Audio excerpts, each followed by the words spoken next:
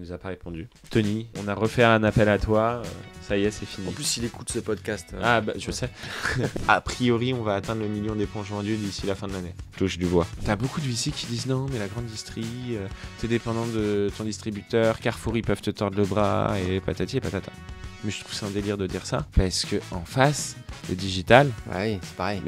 mais c'est pire. Il m'a donné ce stress de la trésor. 70% de mes soucis la nuit, c'est la trésor. C'est fou. Hein. Un des mecs qui se met le moins de barrières, c'est quand même un mec qui a tout fait, qui est perçu comme un clown depuis des décennies Parle de qui? par plein de gens et qui est devenu président des États-Unis. Et Donald Trump, si tu regardes, c'est juste que le mec ne s'est jamais mis aucune barrière. Je sais plus à qui je disais ça, mais je disais en fait quand t'es patron, il n'y a pas un problème dans la boîte qui n'est pas ton problème. Et moi j'ai décidé de partir, même s'il y avait de l'argent en jeu, parce que mon bien-être et ma liberté est plus importante que l'argent pour moi, même si l'argent est important.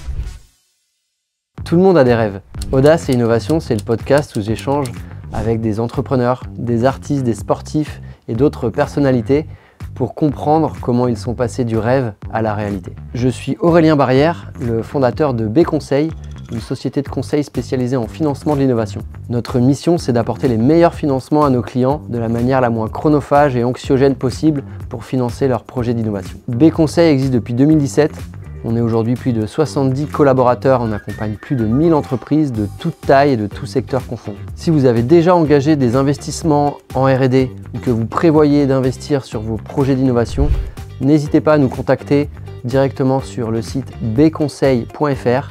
Vous bénéficierez d'un premier échange gratuit et d'une analyse de vos projets pour identifier les dispositifs et les financements que vous pourrez récupérer. Avant de vous laisser avec mon invité du jour, merci de vous abonner et de partager ce podcast autour de vous. C'est ce qui nous permet de faire venir de nouveaux invités et de vous proposer toujours plus de contenu inspirant.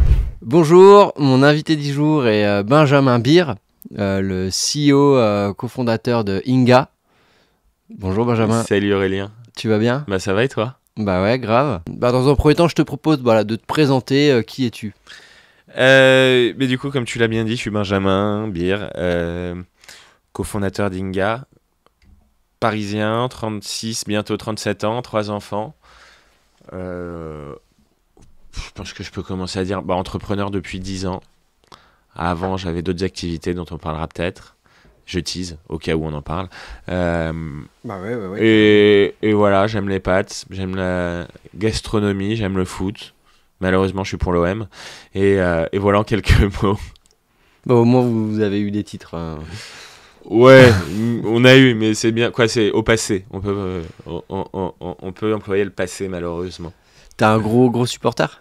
Un bon, il y a pire, mais ça va. Ça va. Ouais. Et 3 enfants, ils ont quel âge ?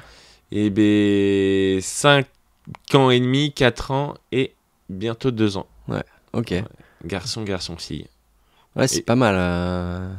Et c'est indirectement grâce à eux que j'ai monté Inga, d'ailleurs. L'idée m'est venue un peu d'eux malgré eux. Ça marche. Je vois un peu le délire avec des mouchoirs, des essuie-tout. Exactement. Ouais. Top. Tu pourras aussi nous expliquer comment tu jongles entre ta vie pro et perso en tant que CEO et papa de 3 enfants. C'est toujours... C'est marrant justement parce que j'avais monté une boîte avant qui s'appelle Culture in the City. Et donc ma première boîte, je l'ai montée sans enfants. Et la deuxième avec 2 puis 3 enfants. Et c'est vrai que du coup, c'est pas du tout la même chose en termes de gestion de ton temps personnel quand t'as des enfants et quand t'as pas d'enfants. Et tu te rends compte à quel point t'avais beaucoup de temps avant d'avoir des enfants une fois que t'en as. Mais avec plaisir pour en parler.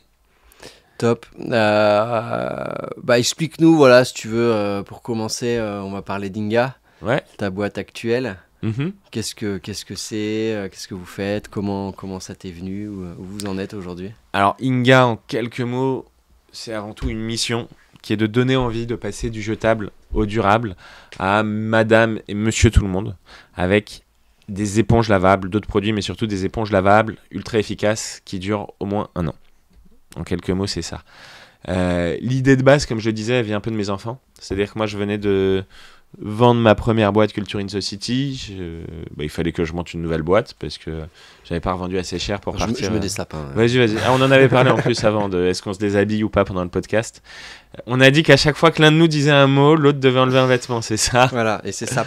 Exactement. Non, et du coup, fallait que je remonte une nouvelle boîte. J'avais plusieurs idées. Et en fait, c'était le moment où mon deuxième fils avait 1 an, le premier 2 ans et demi. Et à chaque fois qu'on donnait à manger, il y avait des montagnes d'essuie-tout. Je trouvais ça fou à l'époque où on dit qu'on est en train de foutre en l'air la planète qu'on va laisser à nos enfants, d'utiliser autant de déchets à chaque fois qu'on leur donne à manger. Et donc, au milieu de toutes les boîtes que je regardais, je savais qu'il y avait un gros marché sur l'éco-responsabilité à prendre. Et j'ai vu qu'il n'y avait rien sur tout ce qui était essuie-tout lavable.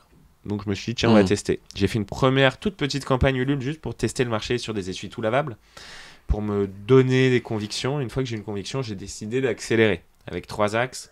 1, lancer de nouveaux produits. 2, créer ce que j'appelle la plateforme de marque. Et 3, constituer une équipe. Donc les nouveaux produits, j'avais décidé de lancer en plus des cotons lavables, des mouchoirs lavables et surtout des éponges lavables. Donc pour but de faire passer du jetable au durable. L'équipe, donc depuis les premiers jours, j'ai à mes côtés, d'abord stratégiquement et puis ensuite opérationnellement, Thibaut, qui est un ami d'enfance, qui est on peut dire un génie du marketing, qui est l'ancien directeur marketing France d'Innocent. Et j'ai Christophe qui nous a rejoint dans un premier temps pour gérer toute la partie digitale. Et un peu plus tard, on a Marion qui nous a rejoint, qui est ingénieur textile, donc pour la partie produit. Et encore plus tard, on y reviendra, Alban en directeur commercial. Donc voilà, on a parlé des nouveaux produits, on a parlé de l'équipe, et enfin, le plus important pour une boîte consumer, ce que beaucoup oublient au départ, c'est ce que j'appelle la plateforme de marque. La plateforme de marque, c'est quoi ? C'est tu pars des produits que tu fais, tu te demandes à qui je vais les vendre, et donc tu te demandes comment je vais les vendre. Et en fonction de ça, c'est là que tu vas définir ce qu'on va appeler tes valeurs, tes arguments, tes promesses. Donc pour nous, on est parti du fait qu'on allait vendre des produits ménagers lavables. Une fois que tu te dis, tiens, je vais vendre des produits ménagers lavables, je te pose une question d'abord, c'est à qui je vais les vendre. Soit tu les vends aux écolos, soit tu les vends à monsieur et madame tout le monde. Nous, on a décidé de vendre à monsieur et madame tout le monde. Parce que c'est une plus grosse. Le marché est plus gros, exactement. Et 2, parce que même en termes d'impact environnemental, si tu vends un produit durable à quelqu'un qui jette, l'impact est beaucoup plus gros que si tu vends un produit durable à quelqu'un qui ne jette plus. Et une fois que tu fais ça, tu te rends compte que on va parler de l'éponge parce que c'est notre produit star. L'éponge lavable, durable, n'est pas la même si tu le vends à une cible vraiment écolo ou si tu le vends à monsieur et madame tout le monde. Et à partir du moment où tu veux le vendre à monsieur et madame tout le monde, tu pars du principe que c'est une éponge avant tout. Et donc tu vas regarder qu'est-ce que les gens attendent d'une éponge. Et ils attendent qu'elle soit efficace, qu'elle soit pratique, économique. Et pour qu'elle soit économique, il faut qu'elle soit durable. Et en plus, nous, l'avantage, c'est qu'elle est hygiénique. Et donc, c'est comme ça, en fait, que s'est construit notre plateforme de marque. Juste en tirant un fil d'un raisonnement de on va vendre ces produits. Et donc, notre mission, c'est de donner envie. Et donc, si on doit donner envie, il faut créer un univers coloré, surtout pas culpabilisant, surtout pas militant. Sortir des codes un peu classiques, l'éponge jaune, verte. Alors sortir des codes, on va dire, de l'écologie. Garder malgré tout certains codes du jetable, parce qu'on reste des produits ménagers. Donc, tu vois, nos mots-clés forts, c'est efficace, c'est pratique, c'est économique. Mais par contre, venir amener de l'émotionnel. Parce que la mission, c'est de donner envie. C'est pour ça qu'on a un univers coloré, c'est pour ça qu'on met des petites blagues. Et puis l'avantage qu'on a, c'est qu'on est sur un marché où il se passe rien, quoi. C'est-à-dire que le marché de l'éponge, il s'est pas passé grand-chose, à part que Spontex rajoute un adjectif sur un packaging et puis un autre. On a l'impression que les éponges, c'est toutes les mêmes, quoi. Donc voilà. Ça, c'est vraiment les 3 fondamentaux qu'on a mis en place au début. C'est l'équipe, les produits et la plateforme de marque. Ensuite, on a fait une première campagne bis Ulule, où cette fois on s'est donné les moyens. Ok, t'en avais fait une première dans ton coin. Exactement. Peut-être même avant de monter la boîte. Ouais, exactement. J'avais fait via moi en perso. Ok, et là t'étais tout seul sur le projet. Il y avait que Thibaut. Okay. À ce moment-là, qui était en backup, côté un peu marketing, réflexion et tout ça. Et une fois que j'ai fait cette campagne, je suis allé chercher l'équipe, je suis allé faire une petite levée de fonds avec certains CEO, dont un que tu connais, je pense, particulièrement bien. J'ai pu certains BA, avec certains business angels. Et donc là, on a investi pour créer la marque, parce qu'une fois que tu fais ta plateforme de marque, il faut créer tout l'univers coloriel. On a aussi fait des moules spécifiques pour nos produits, pour se différencier, apporter un plus, pour apporter de la praticité, justement. Et on a beaucoup beaucoup investi sur cette fameuse campagne Ulule où on a battu tous les records.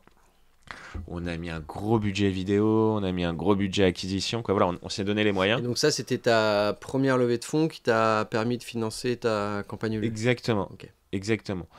En fait, vu que moi c'était ma deuxième boîte et ma deuxième boîte consumer, mon objectif depuis le début c'est le même, c'est faire une grosse boîte pour la revendre au bout de quelques années ou sinon construire un petit groupe. L'avantage c'est que en fait les cases qu'il faut cocher selon moi pour faire soit une boîte revendable, soit un petit groupe, c'est les mêmes. C'est-à-dire que faut que ça marche. faut finir par être rentable relativement rapidement. Il faut prendre des parts de marché sur au moins un marché. Il faut montrer que tu es capable de vendre dans plusieurs pays. Il faut avoir quelque chose d'unique. Et il faut avoir une marque, je ne vais pas dire forte, parce que faire une marque forte, c'est tellement long, mais appréciée et appréciable et identifiable. Mais donc voilà, en tous les cas, le but long terme, c'est ça. Et pour moi, il y a plein d'étapes pour arriver. Ça, tu te le fixes dans combien de temps là aujourd'hui, ce but? Soit la revente, soit la renta la renta, le but cette année, c'est d'être rentable en 2024. Ok. Mais de réaccélérer en 2025. Et donc peut-être pas être rentable en 2025. Donc de refaire une levée de fonds peut-être fin d'année ou... Ouais, ou peut-être dans les semaines, mois qui viennent. Quoi, c'est... Ok. Focus là du moment. T'es pas déjà en cours de roadshow Non, mais je suis en pleine constitution du deck. Ouais, mais on y reviendra de pourquoi on lève alors qu'on est rentable. Là, en tout cas, depuis le début de l'année, on est rentable. Super. Mais après, il y a des sujets de cash burn parce que l'univers startup est pas très consumer. Et pas très consumer friendly non plus. Notamment les VC. Mais donc, il y a un truc que les gens sous-estiment, c'est le besoin de cash flow et de trésorerie. Parce que tu es obligé, je parle même pas encore, mais juste en stock, de faire beaucoup de stock, notamment quand tu t'attaques au retail et tout. Mais peut-être qu'on y reviendra. C'est quoi en quelques métriques là aujourd'hui en termes de vente ou de nombre de produits vendus En gros, sur les 4 premiers mois de l'année, on a fait 2 millions d'euros, hors taxes bien sûr. Grosso modo, on a un mix, on a dû faire 1,2 million, 1,3 million sur notre site. 300 000 sur Amazon, 300 000... Ouais, peut-être... Ouais, 1,3 million, je pense, sur le site. 300 000 Amazon, 300 000 en grande distri. On vient de démarrer la grande distri, mais ça marche plutôt très fort.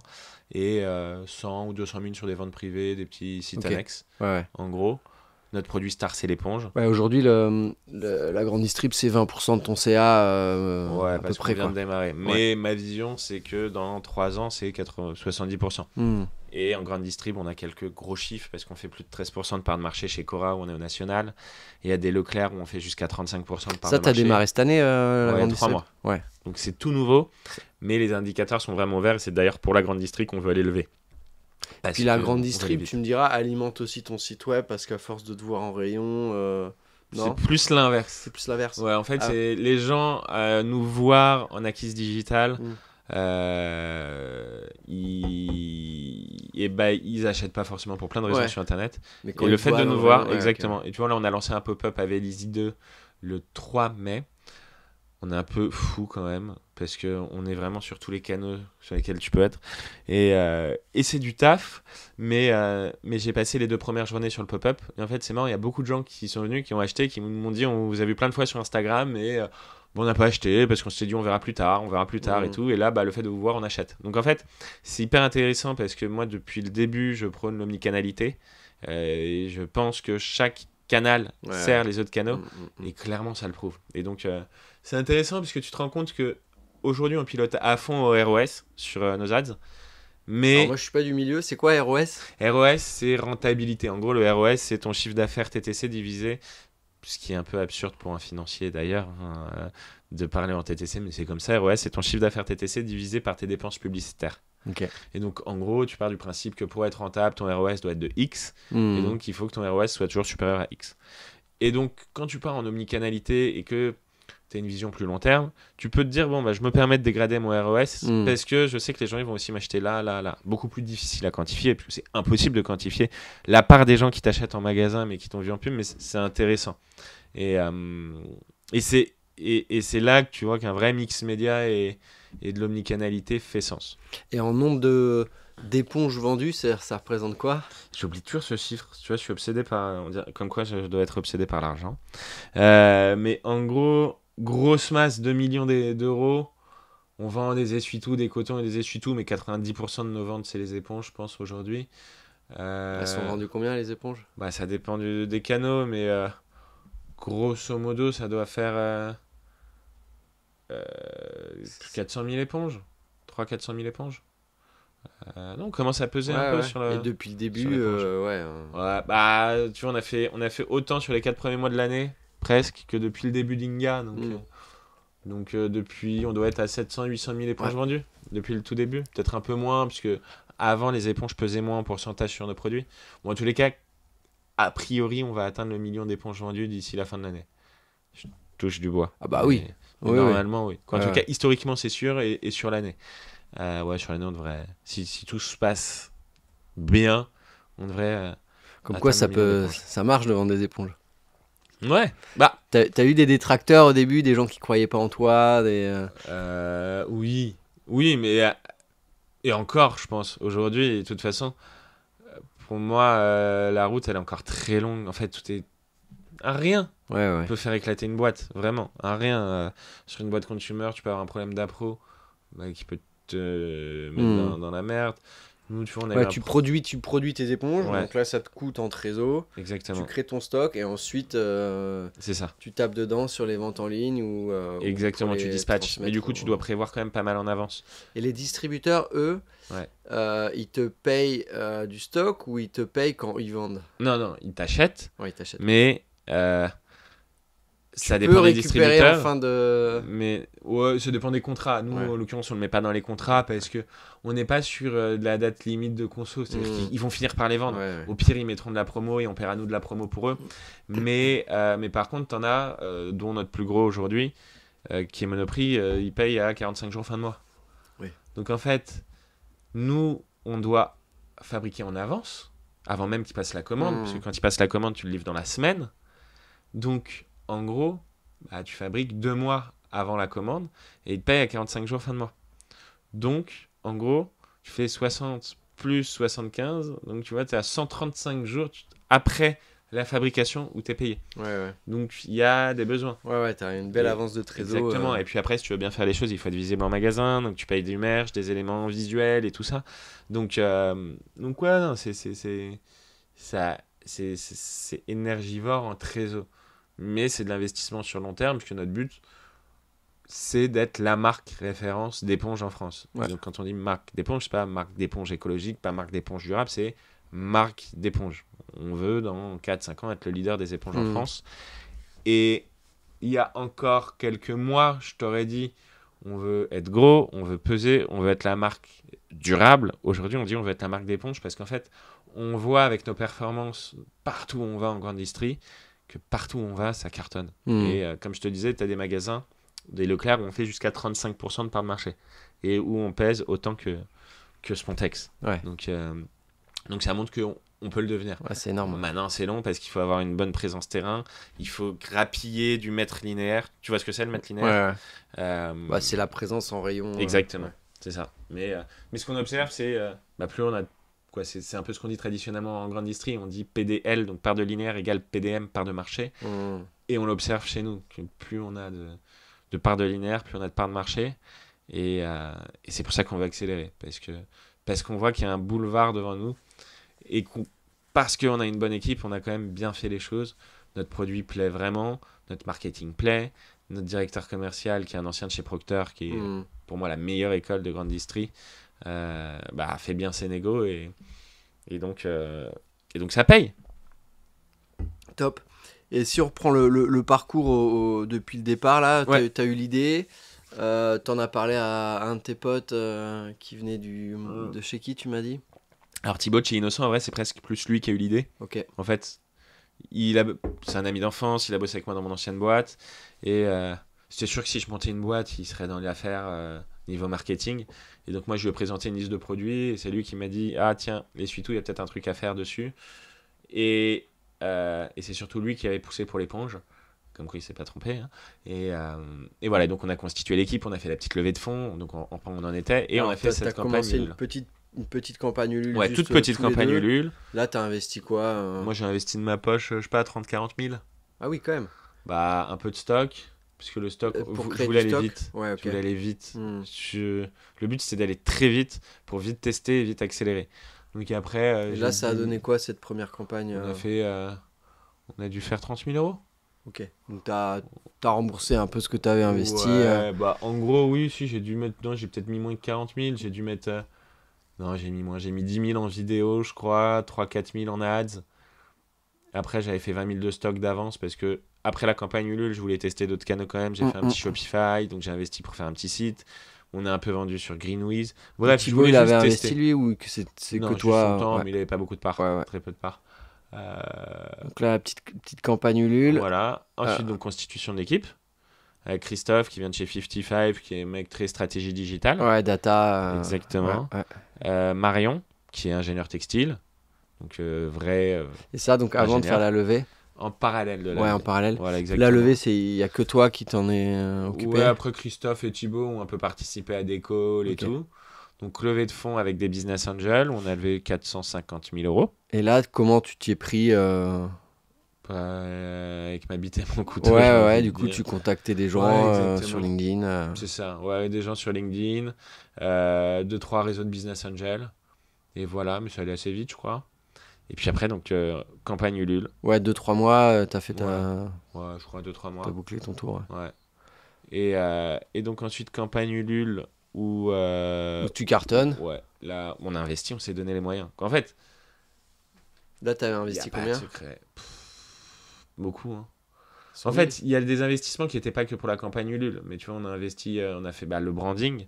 Donc, toute la DA, on a fait, nous, avec Thibaut, la plateforme de marque. Mais après, tu as toute la partie DA qui coûte un billet. Les vidéos, on n'a vraiment pas compté financièrement sur les vidéos parce que c'est le plus important pour une campagne Ulule. Ensuite, on a investi en campagne d'ads. Au début, on n'était pas rentable. Ensuite, on l'est devenu. Donc, on a vraiment pas mal investi. Mais mon but, c'était de faire la meilleure campagne Ulule de l'histoire. Parce que, comme je le disais tout à l'heure, en fait, pour moi, il y a étape par étape. Et pourquoi je voulais faire la meilleure, ou en tout cas une des meilleures campagnes Ulule de l'histoire, parce que le but, c'était de relever derrière, en disant, regardez ce qu'on est capable de faire. Pour ensuite investir. Et t'as relevé, du coup, derrière ? Ouais, si, on a relevé 1 million, un peu plus d'1 million, un an après, quoi, en gros. 9 mois après. Pour accélérer sur la partie digitale, pour recruter, et pour préparer la grande distrie. Et du coup, la campagne Ulule, t'avais investi combien ? 100 000 ou plus ? Non. Bah, sur les vidéos. Si on compte pas le produit, hein, vraiment. En gros, vidéo, on avait dû investir 25 000 sur toutes les vidéos, puisque tu as la vidéo de présentation, qui est capitale. Pour moi, le seul dénominateur commun de toutes les vraies bonnes campagnes Ulule produits, c'est la vidéo. Et ensuite, tu fais d'autres vidéos parce que pour tes campagnes d'acquise. Toi, t'es sur les vidéos à chaque fois ? Non. Les premières, non. Okay. Maintenant, depuis quelques temps, il me force à être dedans. Mais je suis pas. T'as un passé de comédien, donc. Ouais, mais déjà, passé, lointain passé. Et ensuite, c'est pas ça, c'est j'aime pas trop mettre ma tête sur la boîte. En fait, je veux pas faire du personal branding. Donc on investit, après on a investi pour faire la page Ulule, on a fait des campagnes d'acquisition, je pourrais pas te dire de montant, j'ai plus en tête. Mais on s'est donné les moyens. On s'est donné les moyens. Et ça, au début ça a patiné, et puis après ça a explosé. Et donc on a capitalisé dessus. Et quelques mois plus tard, en décembre, on a lancé notre site. Parce qu'en parallèle, on a préparé notre site, évidemment. Et là, pareil, au début, c'était compliqué. Les premiers mois, on faisait du chiffre d'affaires, mais notre ROS était pas top. On n'était pas forcément très rentable, mais on apprend, on travaille. On a lancé Amazon et on a refait une levée de fonds. Puis on a continué à investir. En fait, Et la levée de fonds avec des VC, là, cette fois ? Non, toujours des business angels. Toujours des bas. Ouais, toujours des business angels. Ouais, un peu le micro. Non, que des business angels avec pour but d'accélérer. Donc, préparer le lancement grande distrie et continuer à investir en communication digitale avec pour objectif de devenir rentable en 2024. Et donc, on a eu... Ça, t'étais quoi en 2022 ? 2023, la deuxième levée de fonds. Ok. Première campagne Ulule deuxième campagne Ulule 2022 et deuxième levée de fonds 2023. Ouais, ça va vite. Et l'objectif, c'est sur 2 objectifs principaux de 2024, c'est 1, être rentable, et 2, lancer la grande distrie. Parce que 1, il faut de l'omnicanalité, et 2, en fait, 85% du marché est en grande distrie. Donc en fait, il faut aller en grande distrie, quoi.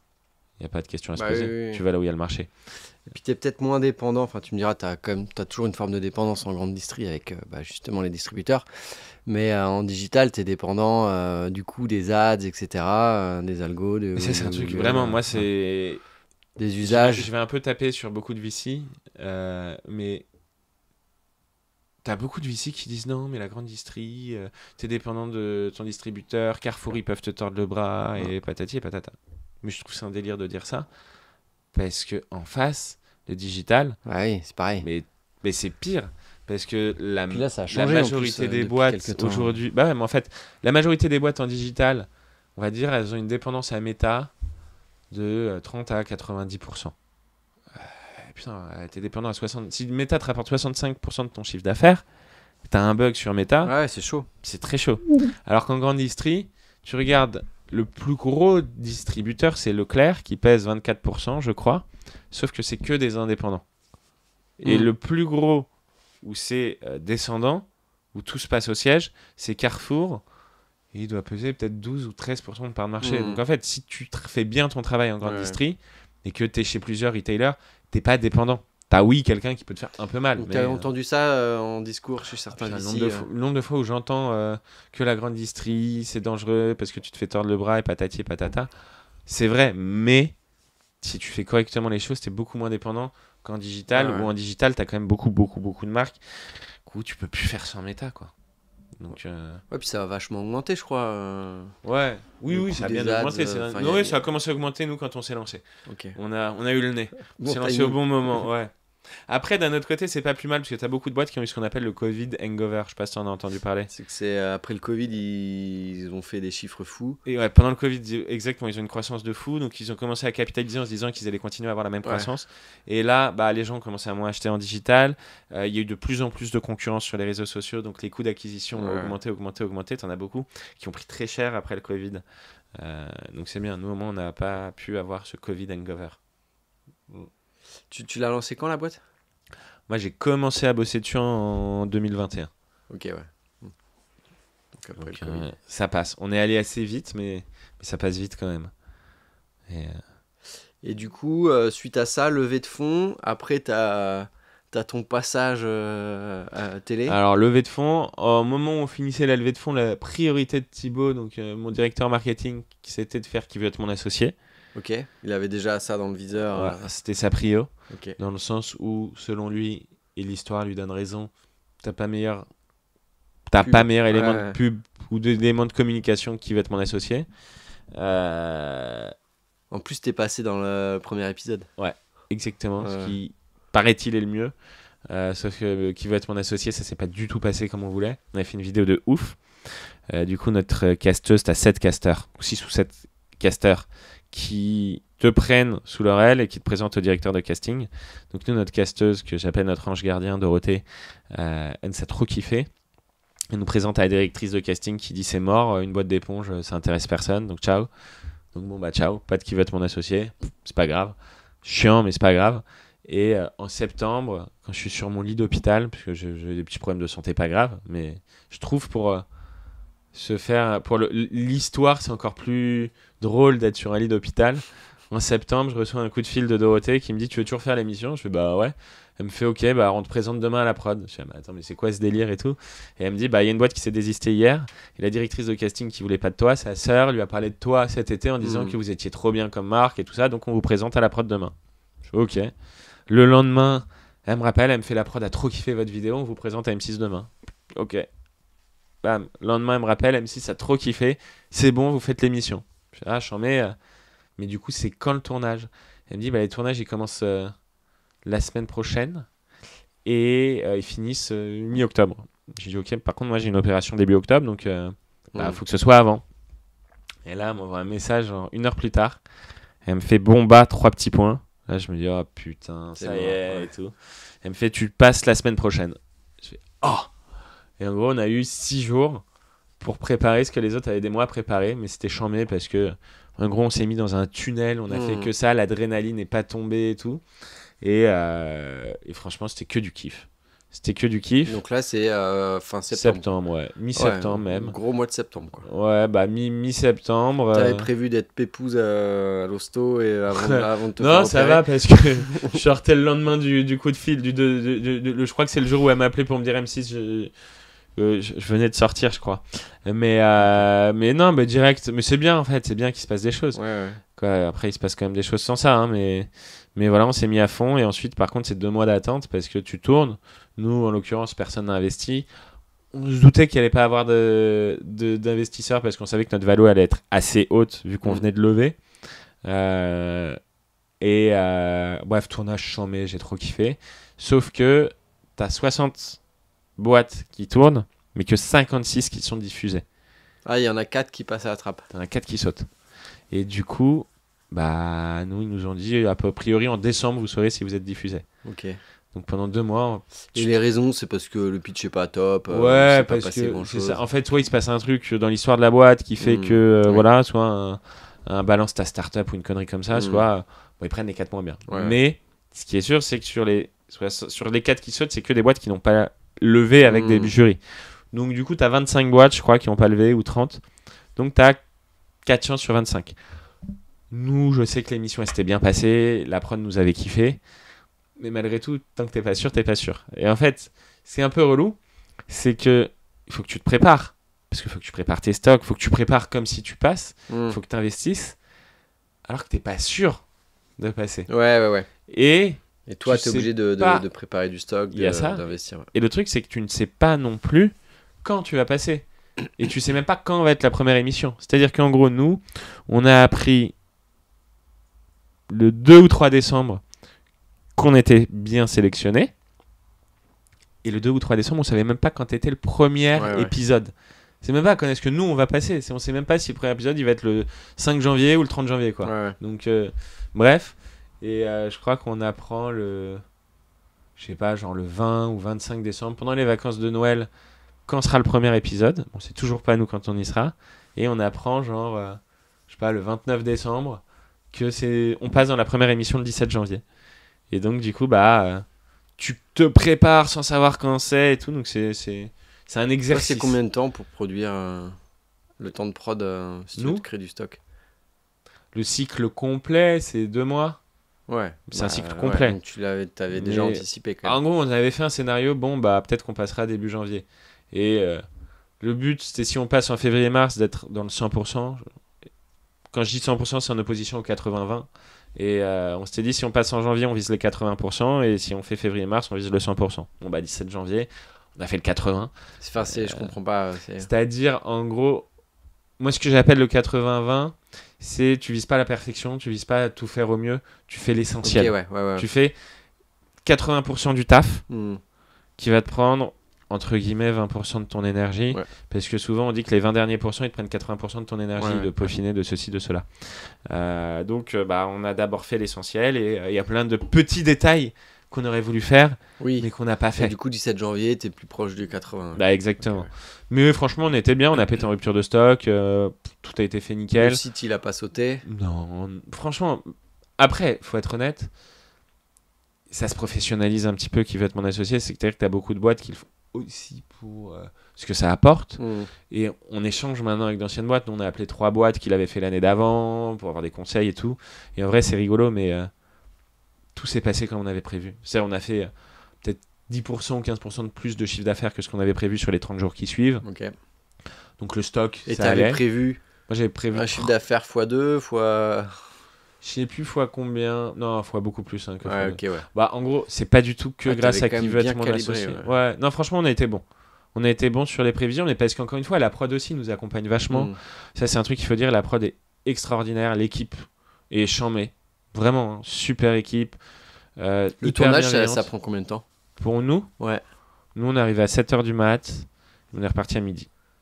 Donc de 7h à midi, t'es sur le plateau et t'es pas sur le plateau, t'es en coulisses. Après, en gros, t'es Ton en coulisses, passage t'es plateau, maquillé, tu ouais. te fais interviewer, ceci, Ouais, cela. tout ça prend du temps. Ensuite, tu viens, tu prépares le plateau, parce que t'as eu la boîte d'avant. Et le moment sur le plateau, ça dure 40-45 minutes. Ok, Et t'as un montage de 13 minutes. ok. Euh, Ouais, ça va. Oui, ouais. c'est- Mais gros kiff. Franchement, super expérience. Moi, j'ai entendu Et- une rumeur comme quoi il y a la moitié des deals qui sautent. C'est ce qu'on m'a dit. Moi, j'ai pas dealé, donc je peux pas te dire. Ok. Mais après, c'est normal. En fait, c'est pas du tout un côté, ah tiens, on est à la télé, on fait croire que. C'est juste normal. C'est dans la des vie. boîtes, ouais. C'est quoi la proportion des deals où sur le premier call, les gens se disent, vas-y, ok. Et après, en creusant, ils y vont plus. Hmm. Je pense que c'est plus. Ouais, ouais, ouais. Mais c'est normal, parce que on échange 45 minutes. Après, il peut y avoir du coup, une data room. Donc, Ouais, oui, tu les vérifies investisseurs les trouvent données. des puis, choses. puis, Je peux avoir les boîtes qui changent d'objectif ou de focus et finalement qui s'entendent plus. Ils peuvent finalement plus être d'accord sur la valo. Quoi, il peut y avoir 1000 trucs qui font que ça saute. Donc, en tout cas, il y a un truc vraiment qu'il faut avoir en tête, c'est qu'il n'y a pas de bullshit. Hmm. Il y a un peu dans le montage. Évidemment, le montage, en fonction de certains trucs, ils vont mettre des choses plus ou moins en avant. Mais il y a rien de mytho et il n'y a aucun moment le jury qui est obligé de faire des choses ou quoi ou qu'est-ce. Ouais, ouais. Ça, c'est vraiment, il y a Toi, pas ce tu côté. t'es pas dit, ouais, mince, ça, ils l'ont coupé, Si. ils l'ont un peu déformé. Ou... Déformé, non, mais encore une fois, le montage, t'as des moments où, par exemple, ils font croire que j'hésite sur un truc alors que pas du tout, ils sont rechopés. Hmm. Et t'as des moments où des enchaînements de répliques qui ne sont pas les mêmes, Hmm. mais ce que je veux dire, c'est qu'il y a il y a rien de mytho. Oui, ça enlève pas. Voilà, il y a du montage et c'est normal qu'il y ait du montage parce que il faut se rappeler que ça reste de la télé et que il faut qu'ils aient différents personnages, tu vois. Je te donne un exemple, je pense que c'est un peu fait exprès. Avant moi, il y avait le barbier qui avait un côté... De Marseille, là. Ouais, le barbier de Marseille, Ouais. qui avait un côté... je le dis vraiment pas, c'est pas péjoratif, Ouais. mais il avait un côté très clownesque Ouais. dans son truc où il connaissait pas du tout ses chiffres Oui, oui, oui. ou Enfin, un tout ça. personnage, quoi. Ouais, Exactement. Et derrière, ils font venir un mec très tac, tac. Donc, moi, en l'occurrence, mais c'est vrai que j'ai bien pitché, parce que je m'étais bien préparé, parce que je connaissais mes chiffres, parce que je connais l'exercice. Quoi. Bref, je sais pitcher. Et donc, tu vois, ils ont des trucs très différents. Et ensuite, ils mettent quelqu'un qui réussit à lever, mais qui est pas un entrepreneur très aguerri. Quoi, tu vois, c'est. Ouais. Oui, oui, ouais, ouais. Il faut. Il Et mixe un peu. c'est compliqué hein, comme exercice pour eux, parce qu'il faut vraiment mettre un peu de tout dans chaque chose. Et moi, je sais très bien que si j'avais levé, le montage aurait été un peu différent sur certaines choses et tout ça. Mais vraiment, en tous les cas, super prod, super équipe, hyper bienveillante, jury très cool. T'avais qui, toi, en jury? Moi, j'avais Anthony Bourbon, Éric Larchevêque, Tony Parker, Marc Simoncini et Kelly Massol. Ok. Et très cool. Moi, j'ai kiffé Tony Parker, j'ai trouvé hyper humble, vachement à l'écoute des autres. Tu vois qu'il était là pour apprendre. Ouais, ouais, ouais. Et après, t'as un autre truc qui est marrant, c'est que tu te rends compte qu'en fait, en fonction de ta journée de passage par rapport au tournage, les choses sont pas les mêmes. Parce que si tu passes au début, ils sont encore dans la découverte et peut-être qu'ils vont moins avoir tendance à investir parce qu'ils se disent je sais pas ce que je vais voir. Et à l'inverse, à la fin, ils peuvent être plus dans la comparaison par rapport au truc précédent et tout ça. Se lâcher un peu plus. Se lâcher un peu plus ou à l'inverse, se dire ah bah ouais, mais attends, j'avais vu lui qui était mieux en fait. Ouais. Et tout ça quoi. Donc voilà. Mais super expérience. Coup de projecteur incroyable. T'as pas gardé de contact avec des membres du jury? Vite fait Anthony Bourbon, parce qu'on avait déjà par le passé échangé très vite fait par mail. C'est vraiment très vite T'as fait. pas dit tu m'enverras ton deck quand même? Non. Non, parce que, encore une fois, le but c'était pas vraiment de lever. Ouais. Quoi, c'était pas vraiment de lever. Il m'aurait Enfin, là, proposé, tu vas j'y serais bientôt allé. lever, là. Mais là, du coup, on va pas enlever. Mais voilà, je savais que, encore une fois, la valo était élevée pour eux. Ouais. Et l'autre chose qui est intéressante, c'est que. Et c'est le nombre de parts aussi qu'on lâchait. Parce que eux, ils veulent être investis vraiment dedans et tout ça. Mais donc, non. Par contre, on a essayé de récupérer Tony Parker derrière. Parce que si un jour on veut lancer les States, on s'est dit qu'il pouvait être utile. Et il nous a pas répondu. Tony, on a refait un appel à toi. Ça y est, c'est fini. En plus, il écoute ce podcast. Ah, bah, je sais. Mais je crois qu'il écoute tous les podcasts dans lesquels je passe. Non, je rigole. Mais voilà, non, mais donc franchement, super expérience. Et ça fait pas bizarre de sortir de ce contexte, de cette expérience, tu vois, t'as pas le sentiment de... Non, parce que c'est pas d'un coup. Tu vois ce que je veux Ouais, dire? ça prend du temps. C'est Ouais. ça, il y a un Oui, épuisement tu au tournes fur et en à mesure. septembre. Exact. Il y a ça, et puis après tu passes, et l'effet qui veut être mon associé, il s'estompe au fur et à mesure. Tu vois, nous on a un truc sur le site internet où on demande comment les gens nous ont connus. Bah, ça diminue au fur et à mesure. D'abord, Ouais. suite à l'émission, tu as 90% des gens qui disent grâce à qui va être mon associé, et puis ça descend petit à petit. Il n'y a rien de brutal. Donc, Là, on est 3-4 mois après. ouais, quoi, 4 mois, ouais, exactement. T'as plus. Enfin, ça, Moins, ça il y a retombe, beaucoup quoi. moins d'effets. Mais pareil, tu vois, quand j'étais On sur le t'arrête pas pop-up. dans la rue. Oh non, voilà, c'est ça. Non, bah non. Je pensais que j'allais avoir des meufs qui allaient m'arrêter dans la rue, mais non. Courir après. Ouais. Mais non. Non, mais par contre, tu vois, au pop-up, quand t'as plein de gens qui viennent, qui achètent, qui disent, ah, on vous a vu à l'émission, nanana. Alors, ils sont comme. Quoi, tu vois, donc, t'as un petit effet quand même encore. Mais c'est vrai que c'est cool ça. Moi, en tant que client, j'ai acheté des bières sans alcool. Et il y avait le mec qui était passé. Qui va être mon associé. Ça fait plaisir de voir le mec qui est là en physique. Ouais. Ouais, j'ai vu au pop-up, les gens sont contents. Ouais. Ils te posent des questions et ouais, c'est. Mais vraiment, super expérience. Il y a zéro truc à redire sur cette expérience. Et du coup, toi, tout s'enchaîne nickel parce que t'avais déjà recruté ton directeur commercial. Ouais, le directeur commercial, il est arrivé le 1er juin. Ok, donc il avait Et en 6 gros, mois. l'objectif, c'était de démarrer en 2024. En fait, ce que je disais aux équipes, c'est qu'on avait 2 événements majeurs en début 2024. Qui veut être mon associé et le lancement en grande distribution. Et je leur ai dit, de manière microscopique ou à petite échelle, qui va être mon associé va être beaucoup plus fort. Puisque ça va avoir un impact beaucoup plus fort à une petite échelle. Mais dans l'histoire de la vie de la boîte, le lancement en retail est bien plus important. Ouais. Tu vois, le chiffre d'affaires qu'on a fait en un mois directement grâce à qui va être mon associé est supérieur à ce qu'on a fait en retail sur le premier mois de retail. Même si qui va être mon associé nous a permis de faire encore un peu plus en retail parce qu'on a fait 1 ou 2 OP avec un retailer et tout, bref. Mais ça a dû l'aider, ton directeur co. Alors oui et non, parce passage qu'en télé. fait, on pouvait pas communiquer en amont dessus. Donc ça nous a permis d'accélérer une négo et de vendre un peu plus. Mais c'est pas ça qui a fait le game, quoi. Ok. Ça a un peu aidé. Mais par contre, ce qui est capital, c'est vraiment le lancement grande distri, parce que c'est ça l'histoire de la boîte. Et c'est ça la vision long terme. Ce que je leur ai dit, c'est en fait qu'il va être mon associé dans 1 an, tu n'auras plus d'effet. Alors que grande distri, si on se foire, ça va être chaud. Et du coup, même si là, tu es encore dedans, enfin dans le lancement, j'ai envie de dire, de la grande distrib, c'est quoi les enseignements ou les bonnes pratiques pour se lancer? Ben, c'est marrant, tu vois. On savait tout à l'avance. Et on se prend quand même les choses dans la gueule. En gros, on va dire, il y a 2 temps. Je trouve dans la grande distri, tu as la négo et tu as le terrain. Et le terrain, c'est ce qui est le plus compliqué parce que du coup, il faut passer en magasin, il faut s'assurer que les choses soient bien délivrées, il faut discuter avec des chefs de rayon qui n'ont pas le temps. Je leur jette pas la pierre parce qu'ils n'ont vraiment pas le temps et qui veulent pas forcément parler. Que même après avoir signé un accord, il faut aller mettre les produits en rayon. Exactement, tu vois, on a un deal avec Monoprix sur 297 Monoprix. Aujourd'hui, on peut pas visiter les 297 Monoprix, on peut en visiter que 120. Sur les 120 qu'on visite, t'en as peut-être la moitié où les choses sont correctement faites. Et donc, ouais, faut vraiment batailler sur le terrain. Parce que derrière, ils te mettent pas au bon emplacement. Exactement, ou ils te mettent pas. Avant, exactement. Ils te rajoutent pas le packaging qui va bien. Ouais, exactement. L'emplacement, c'est capital. Si t'es tout en haut, tout en bas, c'est comme si t'étais pas là. Parfois, t'es en rupture de stock, ils recommandent pas. Donc, c'est vraiment. Faut être présent, quoi. Ah ouais, le terrain, c'est la vérité au final. C'est comme. Et ça, comment t'as des équipes dédiées là-dessus?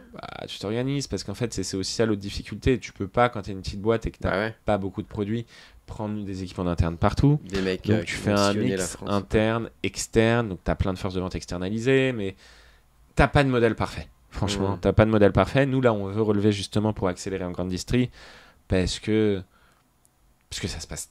Malgré le fait que sur le terrain, c'est loin d'être au niveau, ça se passe quand même très bien. On a des chiffres qui sont fous, donc on veut accélérer, mais donc ça va passer par recruter des équipes à fond. Donc il y a des régions où on va recruter en interne, d'autres on va faire en externe, et ça passe par aussi ce qu'on appelle le merch, donc être visible. Avoir des éléments marketing pour te rendre visible en magasin. Et Ça, c'est quoi? C'est le nombre d'abonnés sur Insta, sur les réseaux? Non, c'est vraiment in-store. Donc, c'est avoir un mobilier, Ouais. avoir des éléments visuels dans le magasin qui te permettent de ressortir, Ok, ouais. en gros. Puisque tu as une phrase, tu vois, classique qui dit pas vu, pas pris. Donc, plus tu es visible, Oui, c'est... plus. La partie réseau, c'est en amont pour signer Ouais. l'accord. Est-ce que Exactement, c'est un petit plus. Ouais. Nous, on peut dire, bah, vous voyez, on dépense tant Mais une par fois- an sur les réseaux sociaux. Ouais, Donc, ça donne de la visibilité. Les gens, quand ils viennent en magasin, ouais. et Mais voilà. effectivement, quand ils viennent en magasin, il faut qu'ils te trouvent dans Et- le magasin. Exactement. Et tu vois, par exemple, on discute de un jour faire de la campagne, de la vraie campagne média, télé ou moins métro, parce que nous, on a besoin de vidéos pour vraiment parler du produit. Mais on se dit, bah, tant qu'on n'est pas dans 70-80% des magasins, ça n'a aucun sens de faire de la pub. Tu vois. Et voilà. Mais C'est quoi les meilleurs emplacements dans en un grande industrie, magasin? Ouais. bah, bon, Devant les caisses, là, non? Ça doit non. être pas mal, En fait, ça dépend vraiment des produits. Tu as des produits où c'est devant les caisses, des produits où c'est en entrée de magasin, d'autres en allée centrale. Nous, notre priorité, c'est d'être dans le rayon éponge. Après, l'idéal, À c'est ce côté qu'on de appelle son avoir... texte, quoi. Exactement. Après, l'idéal, c'est ce qu'on appelle la double implantation. Tu as une implantation événementielle où tu vas être en allée centrale ou en entrée de magasin et une dans le rayon. Ouais. Et après, dans le rayon, il faut être à hauteur des yeux. Puis, il faut avoir assez de place parce que, comme je te disais, PDL égale PDM. Donc, Et tout ça, c'est plus dans t'es la visible. négo? C'est des éléments de négo? Ouais, Par rapport à la marge et tout? exactement. Ok. Tout en négo. Ouais, tout se Mais négocie. après, ça dépend des enseignes parce que aujourd'hui, 3 des 4 enseignes qui pèsent le plus, à savoir Leclerc, Intermarché, Système U, c'est des indépendants. Donc en fait, tu vas juste négocier un contrat cadre. Contrat cadre, c'est en Et gros après, ta chaque commission. magasin. fait ce Exactement. qu'il veut. Après, c'est magasin par Ouais. magasin que tu dois aller négocier. Et ensuite, tu as les enseignes descendantes comme Auchan, Carrefour, Cora, Monoprix. Encore que Carrefour est en train de s'indépendantiser. Ok. Bon, devenir indépendant. Et même une 100% descendante, c'est pas parce que tu deals avec le siège que le magasin va le faire, même s'il est censé le faire. Donc ouais, mais ça c'est une des spécificités françaises.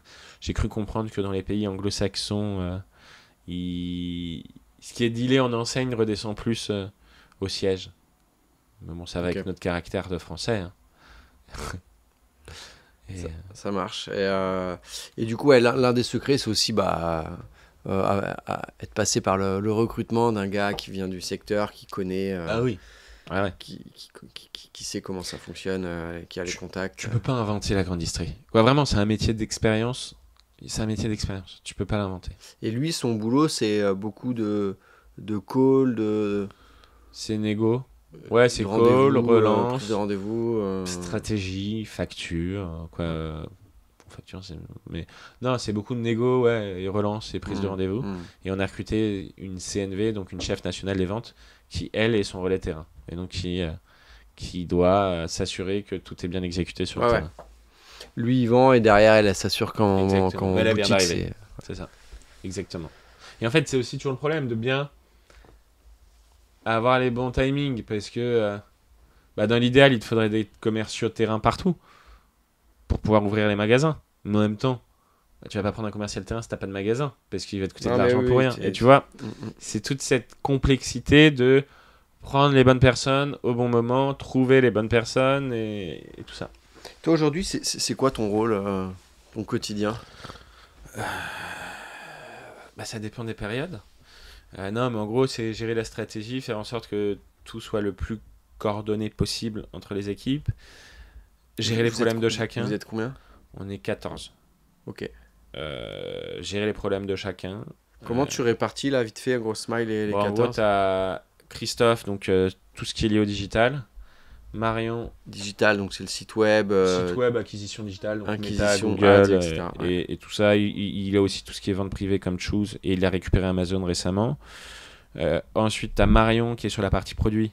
Donc, elle a tout ce qui est développement produit, Ouais, c'est l'ingé. achat. Ouais, exactement. Et elle a dans son scope avec une personne qui s'appelle Roman qui gère la logistique.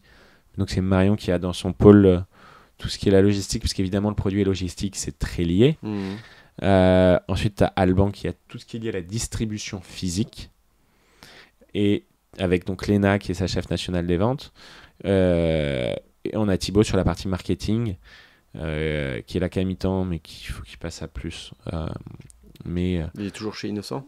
Non, ça fait très longtemps qu'il est plus chez Innocent. Non, mais en fait, il a fait pas mal de conseils, il fait encore un peu de conseils à son compte et tout pour des boîtes, qui est sur la partie stratégie marketing, contenu un peu, quoi, qui fait beaucoup de choses, mais en fait, le marketing dans une boîte consumer, il a sa place partout, mais vraiment. Donc voilà, et moi, je fais un peu ce que d'autres ne font pas, je soulage quand les gens ont trop de choses, je réorganise, je repriorise. Je gère les problèmes, je prépare la levée de fonds, je garde la vision long terme. T'as quelqu'un Je en suis finance? backup. Non, je gère un peu la finance. Ok, ouais. Un peu. Beaucoup, ouais. Voilà, ouais, non, mais faudrait plus, mais. T'as Mais. pas un DAF externalisé Non. ou... J'ai pas eu une super première expérience de DAF externalisé. En fait, j'ai du mal. J'ai un peu du mal philosophiquement avec une start-up, avec un DAF externalisé. Il y en a J'ai un plein de mes qui meilleurs font ça, potes c'est qui a pour une ça que boîte je de te dis DAF ça. Ouais. externalisé, tu vois, il m'en voudrait de dire ce que je vais dire, mais et je lui ai déjà dit 1000 fois, lui. C'est en fait un DAF externalisé, ça va coûter entre 700 et 1500 euros la journée. Ouais, ça coûte Si assez tu coûte cher. 700, t'as pas une star, hein, parce que c'est que t'es un mec assez junior. Le cabinet peut être très bon, mais le mec qui te met va être assez junior. Et en fait, ce dont je me rends compte, c'est que si tu veux quelqu'un de bon en finance dans ta boîte, il faut quelqu'un qui comprenne ton business. Ouais. Tu vois, moi j'avais fait une expérience, pour ma deuxième levée de fonds, j'étais passé par une boîte de DAF externalisée pour faire mon PNL. En fait, je me suis rendu compte déjà, il m'avait fait un truc compliqué, intouchable pour moi derrière. Et surtout, il n'avait pas compris mon business. Il comprend que je vends des éponges, mais après, il y a toute une logique business à comprendre et tout. Et c'est normal. Comment le mec, en passant 1 ou 2 journées dans le mois dans ma boîte, Bah oui, il peut s'il comprendre vient mon pas du business. secteur. Ouais. Exactement. Et donc, si jamais tu veux que ton DAF externalisé, en tout cas moi, hein, pour ma boîte, Mm. s'il remplisse ce que moi j'attendrais de lui, c'est-à-dire qu'il comprenne mon business, qu'il prenne bien les chiffres en main et qu'il gère bien au quotidien, il faudrait que d'abord je le prenne sur quoi? Sur aller 8-10 jours pour démarrer, pour qu'il comprenne, qu'il mette les choses en place et tout ça. Donc, c'est-à-dire que ça me coûte 8-10 000 balles. Ouais. Ça prend du temps aussi calendaire.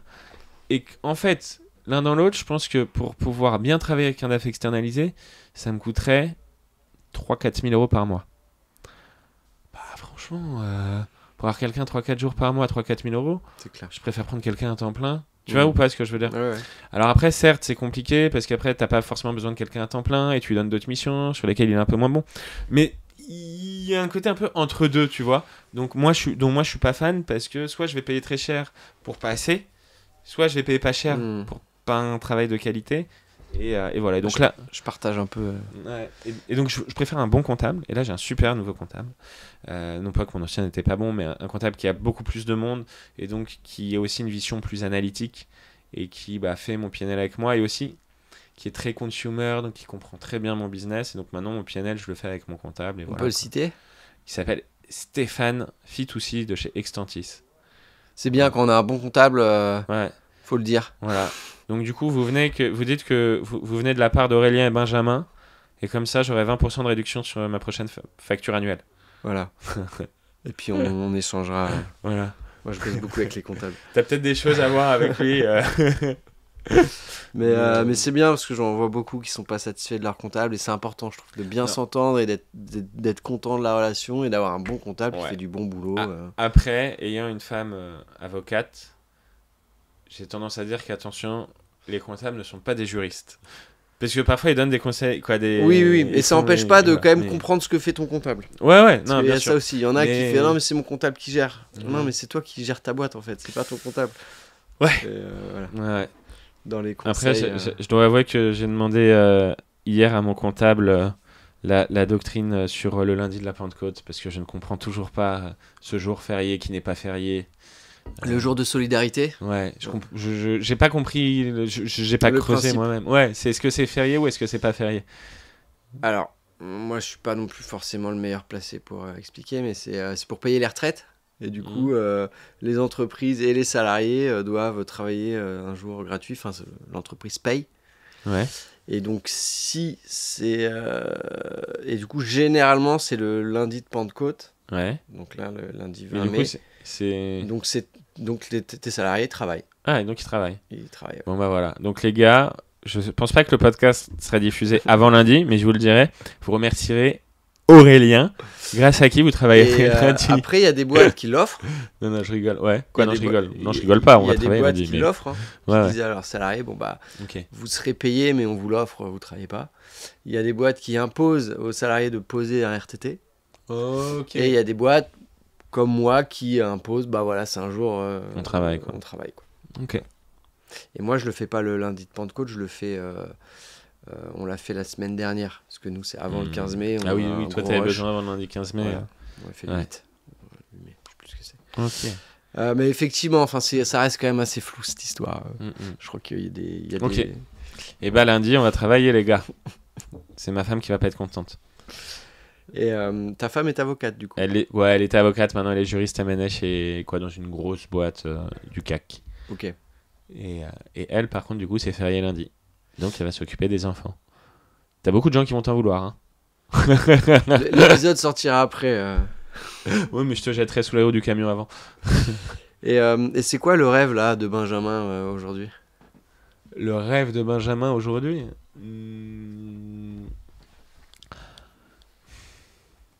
En fait, alors je vais faire de la Ou philosophie les rêves, de comptoir. les rêves, Ouais, je voilà. plein de rêves. Non, mais je vais faire philosophie de comptoir parce que est-ce qu'un rêve, c'est un truc que tu concrétises ou Alors pas? le rêve qui pourrait se Mais concrétiser voilà. et le rêve fou. Non, moi c'est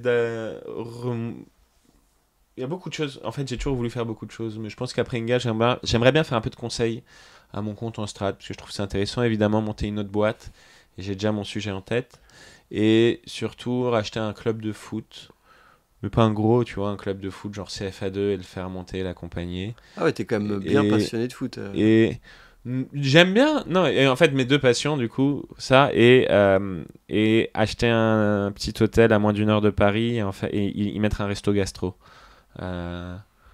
Et voilà, en gros. Ah, c'est pas mes mal. projets, c'est ce que Puis t'as pas trop j'aimerais réfléchi, faire. quoi. Tu les as. Ouais, non, c'est clair. Donc, hôtel, resto, gastro, Ouais. club de foot. Ouais, Et une tu autre mets- boîte et un peu de conseils. Et l'autre Si, et boîte, sûrement, peut-être que c'est j'achèterai quoi un théâtre. l'idée de l'autre J'aimerais bien boîte acheter un théâtre aussi. Le sujet, en gros, c'est les retraites, préparer les gens à la retraite, parce que je Hmm. trouve que la retraite, c'est un vrai drame de société, Ouais. que les gens deviennent, pour beaucoup, oisifs et cons après la retraite. Sur quand tu parles de retraite c'est quoi le sujet? C'est Accompagner les gens à leur préparation de la retraite. mais pas en mode investissement. Hmm, Pas tout. en mode. Si, Tout. tout. Ok, ouais. Parce que les gens se préparent pas à la Oui, retraite. oui, donc ça peut commencer. Et tôt, ouais, et ça commence dans les 24 mois avant la retraite, 24-26 mois. Et en Parce que fait, t'as connu des gens qui, à la retraite, ont eu des ouais, dépressions. non, moi, enfin, en il fait, peut c'est y un avoir sujet ça. qui me vient depuis, qui me travaille depuis toujours, puisque la base, c'est qu'en fait, dans mon ancienne boîte, donc moi, avant mon ancienne boîte, j'étais comédien, donc je connaissais Arnaud Business, j'avais pas fait d'école de commerce, et mon père, qui lui a eu une longue carrière en entreprise, en finance d'entreprise, il est DG d'entreprise, il a fait du conseil, bref, Ok. il venait de passer à la retraite, ou il était en train de passer à la retraite, donc il a un peu joué le rôle de DAF dans ma boîte. Et je me suis dit, putain, mais c'est fou, parce qu'il y a beaucoup de gens qui partent à la retraite et qui ont encore toutes leurs capacités Ouais. intellectuelles, et à côté, t'as plein de boîtes qui ont des besoins, mais voilà, bref. Ouais, ouais. Et si tu veux, Sorte de c'est un transmission, sujet ouais, ouais. que j'ai en tête depuis longtemps. J'ai failli, avant Inga, à la place d'Inga, monter une boîte qui avait rien à voir avec Inga, qui parlait un peu de ce sujet, mais trop compliqué pour trop de raisons. Pour beaucoup de raisons, je l'ai pas faite. Mais si tu veux, j'ai ce sujet des retraites que j'ai en tête et que je traiterai, ou j'essaierai de traiter un jour. Mais je trouve vraiment que c'est un gros drame de Ouais, société ouais, c'est intéressant. qui n'est absolument pas traité. Et ouais, vraiment, c'est violent la retraite. Et les gens en parlent pas, ou trop peu, et tout le monde s'en fout. Après, bon, tu vois, comme diraient les inconnus, la société, elle a que des problèmes. Et c'est vrai que la société, elle a que des problèmes. Mais ce problème, on s'en préoccupe pas. Donc voilà, en tout cas, Ouais, c'est un beau. en tout cas voilà, un mes beau 5 sujet, ouais. envies pour après une éventuelle revente ou une éventuelle constitution d'un empire ménager. Mais avant, j'ai quelques années pour enrichir mes business angels. C'est ça. On l'a pas précisé, mais moi je suis du coup business angel. Et exact. T'as fait partie des premiers à nous avoir fait confiance. Premier tour, ouais. Parce que c'est vrai que vous êtes une petite dizaine à avoir investi alors qu'il y avait rien. Ouais. Il y avait rien, mais Juste vous avez ton cru en... speech. Ouais, vous avez cru en mon histoire. Et, Et on se connaissait pas. Hein. voilà. Non. Non. Non. Tu m'as trouvé sur LinkedIn. Par Ouais, hasard. je sais plus si toi, c'était peut-être par Orsini, la newsletter de Corentin Orsini, Ah, peut-être. peut-être. Je crois, ouais. Mais c'est vrai qu'il y en a Capital. quelques-uns Ouais. que j'ai démarché sur LinkedIn et ouais. Mais c'est. Moi, je suis content parce que jusqu'ici, l'histoire vous a donné raison. Et on vous a donné raison. Maintenant, la route Bah est ouais, encore longue. Mais- on verra. mais Hein. ouais. Non, mais c'est vrai que c'est marrant parce qu'en fait, à chaque tour, il y a des gens qui me disaient, ouais, par exemple, un gros sujet lors de la dernière levée de fonds, personne ne me croyait, où je disais, les gens me disaient, ouais, c'est super, mais tu vends des produits qui durent longtemps, donc il n'y aura pas de repeat. Je fais, bah si, évidemment qu'il y aura du repeat, parce qu'on va lancer d'autres produits, on va lancer une gamme, les gens vont racheter la gamme, et les gens vont kiffer nos produits, donc ils vont en racheter. Bah oui. Et aujourd'hui, on voit qu'on a un vrai repeat. Et les gens rachètent les autres produits, et les gens rachètent des éponges parce que t'as pas qu'une éponge à la maison, et que même les gens offrent nos éponges. Et c'est bien parfois d'avoir des... Quoi. Je pense que quand tu as de l'expérience et que tu es bien entouré, que tu as des convictions, souvent tes convictions se vérifient. Et, Non, mais c'est bien, ouais. ouais, vous commencez à être bien connu. Moi, j'étais en week-end à Reims, là. Il y avait des éponges Inga dans la maison. Ouais, on commence à être, Ça fait plaisir. être assez présent. Ouais. Top. Et alors, du coup, si on revient un peu sur ton parcours perso, t'es né à Paris? Ouais. Paris. T'avais des frères et sœurs? Où ça, à Paris? Non, Paris 12e, enfant unique. Enfant unique. Ouais. Donc Petite un père, ville, petite bourgeoisie parisienne. un père Classique. pas forcément entrepreneur, mais Non, un qui était père dans qui le aurait monde des voulu affaires, être entrepreneur, je pense, mais qui n'a pas...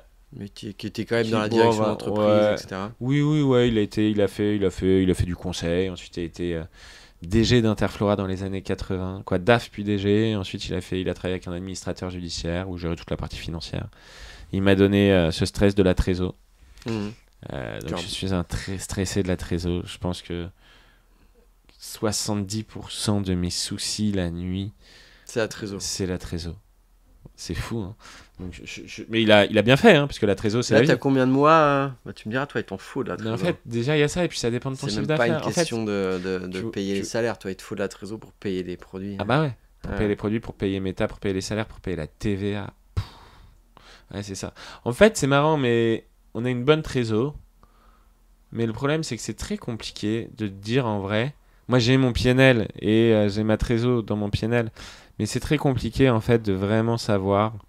Parce que bah, demain, tu vois, demain, nous, si on signe Carrefour, tu as 220 magasins à livrer. Ouais. Donc, déjà, ça, c'est une variable C'est d'ajustement. combien d'éponges d'éponges de Je sais pas, produits tu vas livrer à...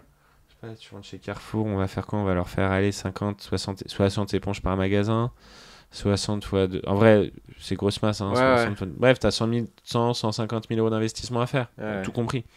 Mais t'as pas que ça, il faut recruter des commerciaux, parce que demain, si on rentre chez Carrefour, quoi, il faut... Ouais, non, mais Tu vois, il y a tout, ça. Et après, tu as d'autres variables d'ajustement. En fait, t'es content, mais derrière, ça te. Ouais. Mais Ça c'est pour stresse. ça qu'on lève. Nous, on lève vraiment pour pouvoir accélérer en grande distrie comme il faut qu'on accélère. Mais après, tu as une autre variable d'ajustement, c'est ton site internet. Tu as une merde sur Meta.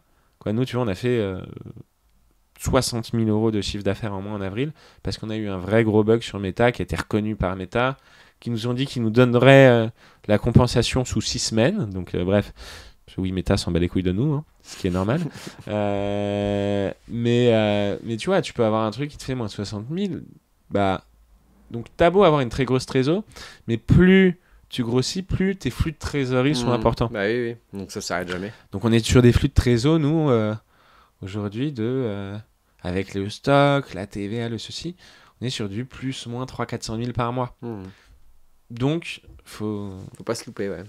Exactement. Donc ouais, en tous les cas, mon père, ouais, voilà, dans la finance d'entreprise, et il m'a donné ce stress de la trésor, et je pense qu'il a bien fait. Ouais. Mais Et ta mère, elle faisait quoi? ma mère, elle a arrêté de bosser quand je suis né, parce qu'elle trouvait pas de place en crèche, comme quoi, tu vois, ça a toujours été un problème à Paris. Les places en crèche, elle était attachée de presse avant. Ok. Et voilà. Et t'étais un petit garçon comment quand t'étais jeune? J'ai eu des Sportif. facilités à l'école, mais du coup, je foutais rien. Je crois que j'étais sympathique, un peu taquin. Déjà un peu footeux? Ouais, j'aimais bien le foot. Tu t'es rêvé pro Jamais- foot? Non, parce que j'ai jamais eu les garçons. dispositions techniques, jamais eu les qualités techniques autres que gardien. Toujours été un peu fainéant aussi. Ok. beaucoup regardé la télé. C'est ça qui m'a donné envie d'être comédien. Ça, je peux dire que je suis un enfant génération Club Dorothée, Ouais. génération télé. Dragon Ball Z. Ouais, tout le Club Dorothée. Club Dorothée, ouais, et Friends, évidemment, après les séries et tout, mais non, beaucoup de cinéma. Quoi, bref. Ok. J'ai beaucoup regardé la télé, séries, films, émissions. Donc là, ton premier rêve que tu as nourri, c'était comédien. Ouais, mais j'avais On va déjà envie dire. de tout faire, jeune. Jeune, j'avais envie je crois, de monter des boîtes, d'écrire des livres, d'être comédien, de réaliser, de faire tout. Ok. J'ai toujours voulu tout faire. Et c'est peut-être pour ça que j'ai voulu être comédien. Non, j'ai voulu être comédien, 1, parce que ça me permettait de quitter l'école. 2, parce que j'avais toujours envie de le faire. Et 3, je me suis dit, en étant comédien, je pourrais tout faire. Mais ouais. Tout joué. Ouais. Et du coup, collège, lycée, c'est quoi ton parcours Branleur, qui s'en Branleur, sort parce qu'il est pas mauvais en maths. Puis du coup, prépa parce qu'il est pas mauvais en maths. Et puis, T'as fait quoi, bac S J'ai fait première S et terminale ES. Ah, c'est original ça. Ouais, parce que je suis En cours de cursus, il là, finalement. Je suis allé dans une en fait, je suis allé dans un truc qui s'appelle IPSUP, qui est surtout une très bonne prépa et qui a une terminale qui préparait à la prépa. Et du coup, c'est avec ES parce qu'ils préparaient soit à prépa HEC, soit à Sciences Po. Et du coup, j'ai fait ça. Et après, je suis dans une autre prépa parce que je bossais pas assez pour entrer dans leur prépa. Et bref, toute ma vie, je m'en suis sorti scolairement parce que j'étais bon en maths. Ok. Et voilà, mais à la fin de la prépa, j'avais pas envie de faire d'école de commerce pour plein de raisons. Et je suis allé faire des cours de théâtre. Et donc, cours de théâtre. Là, c'était intéressant parce que j'avais pas de facilité. Donc, je me suis mis à bosser. La première fois que j'ai bossé dans ma vie, c'était en cours de théâtre. Parce que j'avais pas de facilité. Donc, il fallait bien que je bosse. Et là, c'est des études payantes. Ouais. Là, c'est tes parents qui te payaient. Ouais, j'ai la chance d'être un fils unique dans une famille Te- bourgeoise parisienne. Ils te J'ai saoulaient une pas chance. pour bosser, pour te le payer toi. Bah, non, mais le truc, c'est que non, ils m'ont forcé à bosser entre ma prépa et mes cours de théâtre. Donc, bosser 6 mois dans la restauration. Et ensuite, disons que j'ai des parents. On peut dire que j'ai été un enfant gâté et on peut dire aussi que j'ai toujours su bien négocier avec mes parents. Ça va un peu ensemble, je pense. Enfant gâté, savoir négocier avec ses parents. Mais j'ai toujours été, on va dire, malin. T'es arrivé à voir ce que tu voulais. Ouais. Et donc, je crois que mon discours qui faisait sens, c'était que je disais à mes parents, bah, vous vouliez que je fasse une prépa et vous m'avez payé ma prépa, vous auriez voulu que je fasse une école de commerce, j'aurais fait une école de commerce, vous m'auriez payé, bah si je veux faire des cours de théâtre, pourquoi vous ne me payeriez pas, quoi. Et ça fait sens, je trouve. En tous les cas, j'achète encore mon argument de l'époque. Ouais. Et voilà. Mais du coup, à côté, je bossais quand même dans un resto, dans un bar pour me faire de l'argent. Et bref, cours de théâtre, j'ai commencé à jouer. Et puis j'ai écrit ma pièce en fin d'année, parce que dans mes cours de théâtre, on devait tous monter une pièce en fin d'année. Je m'étais dit, quitte à monter une pièce, autant l'écrire moi. C'était bien tes cours? Ouais, très bien. Super prof. C'était quoi? Cours Eva Saint-Paul. Là, l'élève star de notre cours, c'est Eva Green. Et notre prof, c'est la coach d'Eva Green. Donc on voyait souvent Eva Green qui venait nous voir et tout ça. Mais non, très bon petit cours, super prof, qui m'a appris beaucoup de choses. Parce qu'en fait, je pense qu'un bon prof de théâtre, il t'apprend beaucoup de choses sur toi et sur la vie, sur l'humain. Parce que c'est ça, c'est comprendre. Oui, la tristesse, l'humain. c'est comme ça. Ouais, et puis c'est vraiment beaucoup de... Ouais, il y a 3-4 choses que disait ma prof de théâtre et que je redis toujours. Tu vois, il y a un truc capital. C'est qu'elle disait, si sur scène tu t'amuses pas, le public va se faire chier. Mais c'est pareil dans la vie. En fait, c'est pareil. Je sais pas, tu fais une pub. Si tu t'amuses pas en faisant la pub, elle va être chiante ta pub. Quoi, c'est tout comme ça. Tu vois pas ce que je veux dire. Voilà, il y a pas mal de trucs. Après, je pense que si je suis pas mauvais pitcher, peut-être que naturellement, instinctivement, ça me vient peut-être de là, j'en sais rien. Moi, en tout cas, moi, j'ai bien kiffé. Là, tu t'es épanoui cette période-là. Ouais, kiffé, et puis surtout, ça m'a permis de me sortir, entre guillemets, les doigts du cul. Parce que vu qu'avant, j'avais des facilités, je foutais rien. Là, vraiment, j'étais pas bon. Là, il faut bosser. Donc, j'ai dû bosser. Ouais. Donc, j'ai bossé. Ouais, ça, on peut le dire. C'est quand même une discipline où il faut bosser, il faut apprendre son texte, il faut travailler. Ouais, c'est comme tout. Répéter. Ouais, t'as des gens qui sont très talentueux. Ouais. T'en as vu là? Il y en avait qui étaient vraiment. Moi, j'en ai un en tête, un mec. J'ai donné son prénom, même pas son nom, qui s'appelle Thomas. Bon, qui en plus a un père qui était dans le milieu, mais qui est, franchement, je pense, le mec naturellement le plus talentueux que je connaisse. Mais aussi un putain de branleur. Et du coup, il avait beaucoup de casting, et un peu par piston, et parce qu'il était bon en casting, mais derrière, c'était catastrophique sur les tournages, parce que le mec bossait pas. Ah oui. Et donc, Ah oui, ouais, il est arrivé en tournage, les mains dans les poches. Ouais, et en fait, c'est sans comme tout. connaître son texte. Talent. Parce que oui, il y a du talent, même quand t'es entrepreneur, t'as un truc en toi, je pense, d'entrepreneur. Bah, toi, c'est fou ce que t'as fait. Et tu viens pas de là. Mais quoi, nous, on a pas mal échangé avant le podcast. Voilà, ce que t'as fait, c'est fou. Et t'as un truc en toi d'entrepreneur. Tu vois ce que je veux dire? Il y a voilà, bah, c'est pareil. Je pense Après, qu'il faut... j'aurais jamais su si j'avais jamais entrepris. Non, bah bien sûr, mais c'est comme un comédien, il serait jamais monté sur scène, il n'aurait jamais su. Et Bon, voilà. c'est... Mais il y a du talent, il y a du travail, travail. il y a de la chance. Putain, le facteur chance chez les comédiens, comme chez les footeux d'ailleurs, j'ai appris ça récemment. Bref, mais facteur chance. Et voilà, chance, travail et talent. Mais il y en a pas beaucoup qui vont très loin, qui ont quand même pas un peu de talent à la base, je pense. Le travail. L'envie, la détermination, exactement. la motivation. C'est ça. Mais et là, du coup, t'avais quel âge cette période? J'ai fait ça de 20 à 20, les cours de 20 à 23 ou 24 ans. Puis après, j'ai joué, j'ai produit jusqu'à mes 27 ans. Donc j'ai monté ma pièce pour mes cours. Et du coup, je m'étais dit, bon, bah, quitte à la monter, autant la jouer, hein, je vais pas la jouer qu'une fois.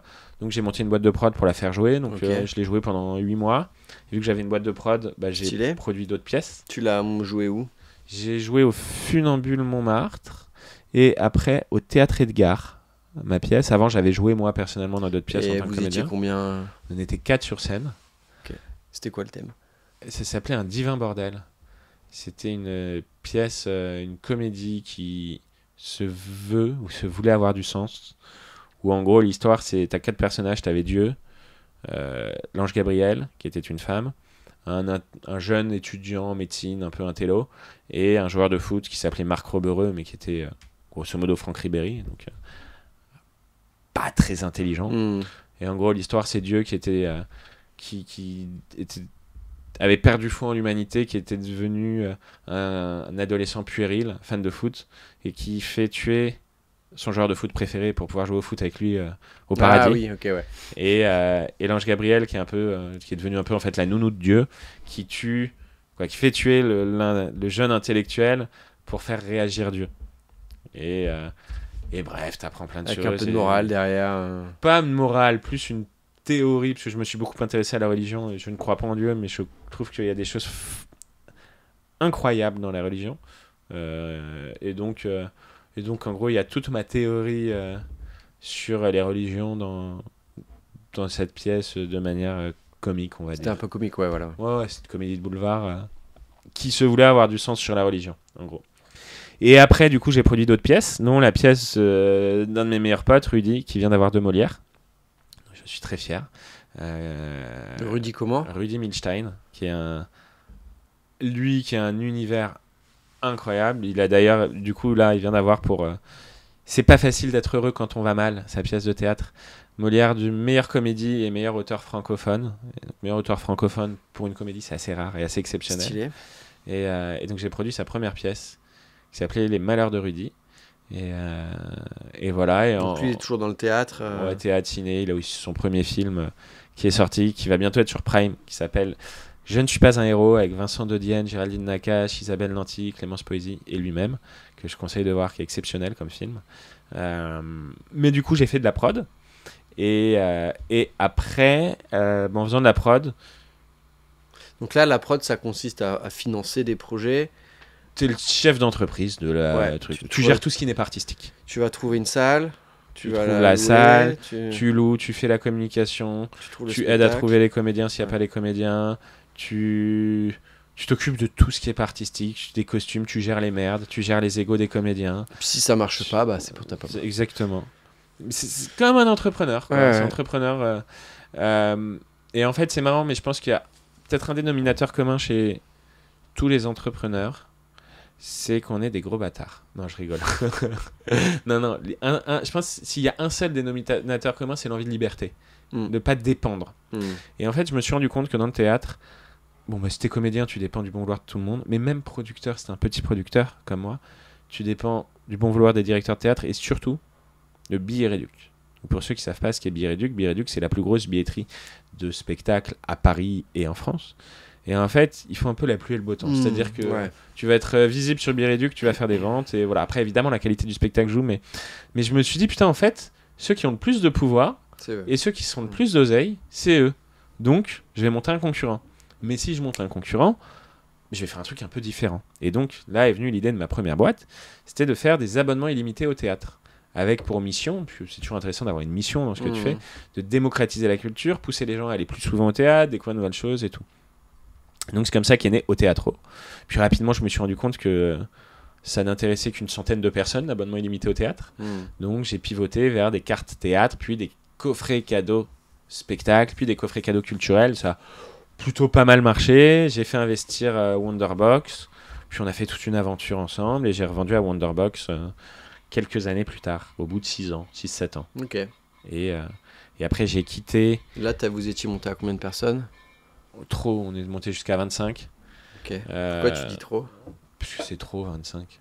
Parce que j'ai trop recruté, j'ai voulu aller trop vite dans le recrutement. Et... Là, sur Inga, tu ne te vois pas... Là, on est 14, on va grossir pour la force commerciale, mais il faut vraiment essayer de pas trop augmenter au siège. Le problème, c'est que plus t'es nombreux, plus tu perds du temps en process, plus tu perds en productivité, plus tout ça. Gérer une boîte de, je dis n'importe quoi, de 50, 100, 200, 500, c'est pas quelque chose qui te fait forcément vibrer Non, je pense pas. Et après, je pense être bon pour créer, construire. Après, il y a un certain niveau de taille où il y a d'autres qualités qui arrivent. Pour la vision, la strat, je serais toujours bon. Mais coordonner et mettre des process structurés pour 100 personnes, je pense pas que ce soit là où je suis fort. Taf, ouais, exactement. Et mais puis ça même, faut être pas, rentable. Non, c'est pas forcément... Pas en tant que manager global. Et, ou sinon être un théâtre, président. un club Non, de foot ou à la limite être président au bord et gérer que la partie stratégique. Mais pas opérationnel. Pas avoir le quotidien des merdes à gérer. Non, mais surtout, je pense qu'il y a des gens meilleurs que moi pour ça, quoi. Mais voilà, mais en tout cas, pour revenir donc j'ai Culture in the City et je suis parti. Donc là, exit, revente à. En 2 temps, mais je suis parti avant mon exit final parce que ça se passait pas comme je voulais, parce qu'en gros, on a mis en place des synergies opérationnelles et commerciales où ils ont voulu récupérer toute la partie commerciale, mais ça s'est passé pendant le Covid, au moment où leur directeur commercial est parti à la retraite. Donc bref, ça s'est pas passé comme prévu, pour plein de raisons différentes. Et moi, j'ai décidé de partir, même s'il y avait de l'argent en jeu, parce que mon bien-être et ma liberté est plus importante que l'argent pour moi, même si l'argent est important. Et donc, nouvelle boîte. Et Inga. Ouais, et t'as switché assez rapidement finalement. Le truc, c'est que j'avais pas tant de temps, parce que j'avais fait un premier exit, mais j'avais un peu d'argent. Mais en gros, ça me permettait d'investir dans ma nouvelle boîte, et ça me faisait 1 an de chômage. Parce que nous, tu le sais, en tant que chef d'entreprise, on cotise, mais on n'a pas le droit au chômage. Donc, en fait, j'avais pile 1 an, parce que j'avais 2 enfants. Et donc, je m'étais dit, en fait, dans 1 an. T'as jamais bénéficié de ça au lancement même de ta première boîte, du chômage ? Si, j'étais intermittent, donc j'ai un petit peu par l'intermittence. Mais j'avais ma femme qui gagnait pas mal sa vie. Mais sauf que là, avec un crédit à Paris et 2 ou 3 enfants, un salaire ne suffit pas. Et donc, j'avais 1 an pour pouvoir me payer. Et donc, c'est pour ça que j'ai dû très vite enchaîner. Mais finalement, là, quand je t'écoute par rapport à ton parcours, ta jeunesse où tu faisais pas grand chose, un peu branleur comme tu disais, t'as pas chômé quoi derrière. Moi, j'ai toujours l'impression. Après, tu vois ce que c'est la notion de surmoi en psychologie ou pas ? Non. En gros, en psychologie, si je dis pas de conneries, on dit, je vulgarise un peu, mais que toi, chaque personne est un peu comme une corde à 3 ficelles ou 3 fils. Je suis désolé pour les experts en psychologie, vous allez pas aimer comment je déforme, mais en gros, t'as toi, ce que tu es. Voilà, t'as ce que tu es réellement. Tu as toi et ton rapport au monde, et aux autres, et t'as ton surmoi. Et ton surmoi, je pense qu'on en a tous, c'est en gros tout ce que tu dis que tu devrais être, ou faire mieux, ou tu vois pas ce que je veux dire. Tu voudrais être. Exactement. Et moi, je pense que je me vois pas assez travailleur. je me vois pas assez rigoureux, je me vois pas assez organisé. C'est marrant parce que quand je dis ça aux gens, les gens me disent ah ouais, tu travailles vachement, ah putain, pourtant t'es organisé. C'est marrant, j'en parle à mes business angels. Je leur dis désolé, mon T'as le board il me sentiment fait de te hyper organisé. dévaloriser, de pas en faire assez. Non, de pas être... c'est pas du tout un sentiment de dévaloriser parce que je manque pas de confiance en moi. Ouais. Mais c'est juste, je pense que. Mais t'as l'impression de pas en faire assez. D'être Ouais. encore un peu En ce fait, tu branleur vois tes axes de jeunesse. d'amélioration. En fait, non, c'est surtout, tu vois tes axes d'amélioration, tu vois la marge d'amélioration Oui, que tu oui. as. Tu vois ou pas? Et donc, moi, je vois tout Donc, ce au que je fond de pourrais toi, faire tu en dis, mieux. je suis pas à 200%, quoi. C'est pas que je suis pas à 200%, parce qu'en fait, après, je me raisonne, je me dis, en même temps, je suis comme je suis, et voilà. J'ai les qualités de mes défauts, les défauts de mes qualités. Mais t'es fier du chemin parcouru? C'est quelque chose où c'est pas évident pour toi? Non, c'est pas la fierté. En fait, le problème c'est, je pense dans pratiquement chaque podcast, je fais cette métaphore, mais je trouve l'entrepreneuriat, c'est un peu comme un slalom de canoë-kayak, pour être précis. Mais en vrai, moi j'ai un objectif, et du coup c'est difficile de te dire, tu vois, si je prends l'exemple du slalom de ski, si t'as 24 portes dans ton slalom, c'est difficile quand on est à la 6e porte, même si t'es premier au temps, tu t'arrêtes pas, tu fais allez, c'est bien, bon, on fait une petite pause. Tu vois ce que je veux dire? Et moi, c'est un peu le sentiment que j'ai. Après, c'est marrant comme t'apprends beaucoup sur toi en vieillissant et en entreprenant, je pense. Et je commence à comprendre qu'en fait, je serais un insatisfait. Je serais toujours insatisfait. Et c'est mon meilleur pote, en fait, qui me faisait remarquer il y a quelques mois où il me disait t'es content? Et je fais bah non, parce qu'il y a ça, et puis il y a ça, et puis il y a ça. Et je lui dis mais par contre, une fois qu'on aura fait ça, c'est bon, je pourrais dire que je suis content. Il me fait non, parce qu'il y aura ça et ça et ça. T'auras évolué. Voilà, donc en fait, est-ce que je serais fier? J'en sais rien. Aujourd'hui, non, je suis pas fier. Non pas que je sois pas fier, mais je vois tout ce qui reste à faire. Je vois tout ce qui ne va pas. Et ça fait que non, je suis pas... En tout cas, je suis pas satisfait. Et donc, je sais pas si tu peux être fier sans être satisfait. Je sais pas. Je suis fier de mes enfants. Voilà. Et je suis fier de mes équipes souvent. Voilà, mais pas tout le temps. Mais pas de toi. Pas de ton... Mais est-ce que tu... Je sais pas... Mais ça viendra. Je suis fier de moi. Si, en fait, si je me pose, que je prends du recul et que je regarde où on en est, et je me dis, ouais, c'est cool, c'est bien, mais c'est pas ce que j'attends encore. Donc, difficile d'être fier tant que t'as pas... Encore une fois, le skieur ou kayakiste, il est pas fier de lui parce qu'il est premier au bout de la 5e porte, quoi. Donc... Et puis, je vois tous les trucs qui ne vont pas dans ma boîte. Et toi, d'un point de vue perso, c'est quoi les gros changements, les grosses évolutions que tu as eues dans ton développement personnel via l'entrepreneuriat? Je sais pas, est-ce que tu t'es vu évoluer ou t'as pété des croyances limitantes ou je sais pas? Je pense à la force à casser des barrières. Sa force à écouter et à pas écouter. Tu vois ce que je veux dire quand je dis écouter et pas écouter. À croire en soi. Faut savoir écouter et pas écouter. Ouais, mais j'ai jamais eu de... Quoi, grâce à ma mère, j'ai jamais eu de problème de confiance en moi, je crois. Donc, bon, après, il y a des avantages et des inconvénients à tout. Mais je dirais qu'il y a ça et il y a la prise de responsabilité, quoi. En fait, t'es obligé d'être responsable. T'assumes les responsabilités d'une boîte, de salariés, de trucs, de gérer les problèmes. C'est ce que je disais, je sais plus à qui je disais ça, mais je disais en fait quand t'es patron, il n'y a pas un problème dans la boîte qui n'est pas ton problème. Mais voilà. Et ça, c'est une des choses sur lesquelles tu as le plus travaillé? En fait, c'est pour ça que moi je pense être un peu fainéant, c'est qu'il n'y a rien sur lequel je travaille, les choses sont naturelles. Quoi. Ça vient et je gère. Souvent, moi je dis à mes salariés, surtout ceux qui viennent de grosses boîtes et gros groupes, je dis arrête de chercher la perfection, arrête de se dire ça, de toute façon il y aura des problèmes, et on gérera les problèmes.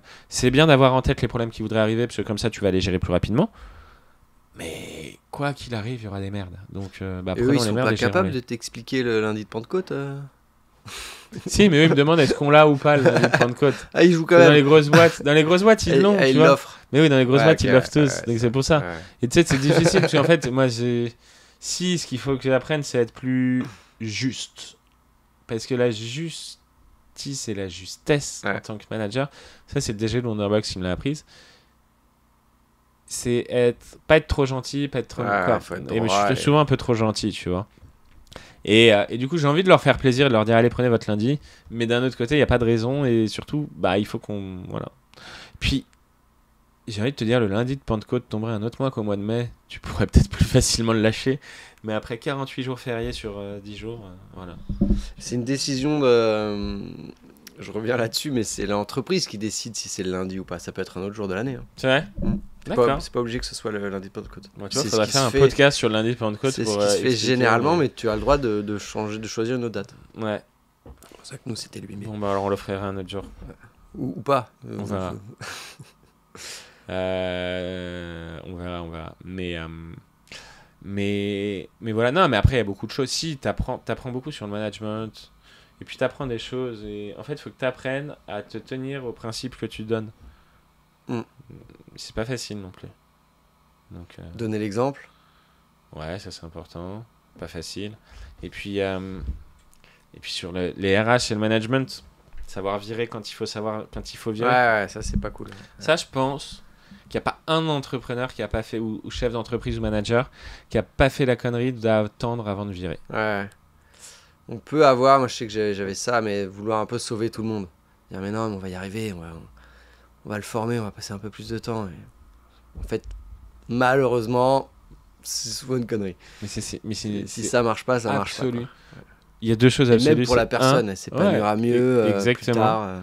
Il y a un, quand il faut virer, et deux, tous, au moins une fois, mais souvent plus d'une fois dans notre vie, on fait la connerie de dire non, mais on va aider, on va l'accompagner. Et moi, je le vois, tous mes managers, toutes les personnes, tous mes associés chez Inga qui n'ont pas été boss d'une boîte avant ou vraiment manager. Déjà eux-mêmes connu l'erreur en tant que Exactement. manager. Tous chez Inga, ils me l'ont fait. Ouais. Tous. Et je leur dis, vas-y, vois. On en reparle dans 6 mois. Ouais. Là, c'est... mais quand ta trésor est serré... ouais, mais souvent, c'est même pas que lié à l'argent, quoi, tu vois, c'est... Mais bon, voilà. Et comment tu fais maintenant pour jongler entre ta vie pro, qui doit être prenante, et ta vie perso, 3 enfants c'est quoi les... Le matin, j'ai deux journées... Quoi, le matin, je m'occupe des enfants, après je vais au boulot. Les 3 ouais. Et après... C'est quoi, c'est primaire, maternelle? Crèche maternelle. Ok. Crèche maternelle, et après je vais au travail. Primaire, le grand, l'année prochaine? CP, ouais, l'année prochaine. Ouais, comme moi. Ouais. Et après, je travaille, et le soir, je rentre à la maison. Sauf que avant j'allais prendre des verres. Maintenant, je vais prendre très peu de verres. Et puis, je m'occupe des enfants. Vous avez une nounou qui vous aide Ouais, un peu de sortie d'école, parce que 16h15... Ouais. Compliqué. Ouais, on a une nounou qui fait sortie de crèche. Après, on a la chance d'avoir des parents pas loin qui nous aident aussi. Je crois qu'on en avait parlé à l'époque. Ouais. Nous, on avait fait la connerie de pas prendre de nounou. Ah. Et ça nous a changé la vie, là, depuis septembre. Ouais. On a une... Mais ta femme, elle bossait pas à un moment et elle rebosse, là? Ouais, si, elle a quasiment toujours bossé. Ouais. Ouais. Les profs. Ouais, c'est compliqué. Quoi. Après, c'est aussi la chance d'être entrepreneur. C'est qu'on a personne à qui dire attends, faut que j'aille chercher mon enfant ou ceci ou cela.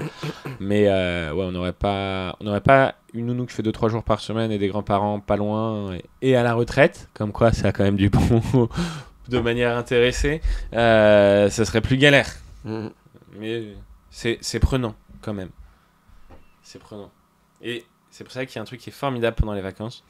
1 ou 2 semaines dans l'année, ça s'appelle le Club Med. Voilà. On va en parler à chaque podcast. Non, c'est bien le Club Med. Ah, tu en as déjà parlé dans d'autres podcasts? Ouais, avec d'autres invités aussi qui vont. Mais écoute, tu leur demanderas des prix, parce que par contre, c'est bien, mais c'est cher. C'est cher, ouais. Moi, j'ai la chance, c'est les beaux-parents qui nous invitent. Ah, cool. Et du coup, vous y allez cet été? Généralement, on y va en hiver, nous. L'hiver? Soit au soleil, soit au ski. Sympa. Top. Est-ce que tu vois les sujets qu'on n'aurait pas évoqués? Non, je pense des anecdotes un peu sympas. Anecdote sur quoi? Je sais pas, l'entrepreneuriat, ta vie. Non, alors c'est bizarre de dire ça après avoir passé 1h30 à parler de moi, mais de base, j'aime pas trop parler de moi. Vu que je suis curieux de nature, j'aime bien m'intéresser aux autres. Donc là, comme ça, j'aurais pas vraiment d'anecdote à te partager. Non. Et si on reprend là, du coup, le L'objectif, c'est quoi? C'est une revente dans 5 ans? Ouais, 2027, 2028. Ou racheter. En fait, de toute façon, si on revend pas, il faudra qu'on rachète d'autres boîtes. Parce que pour la partie distribution physique, c'est capital d'avoir plusieurs produits pour amortir ta force de vente et tout ça, quoi. Donc ça te permet de croître. C'est pas que la croissance externe, c'est aussi la rentabilisation de tes équipes. Les mètres linéaires, comment tu dis déjà?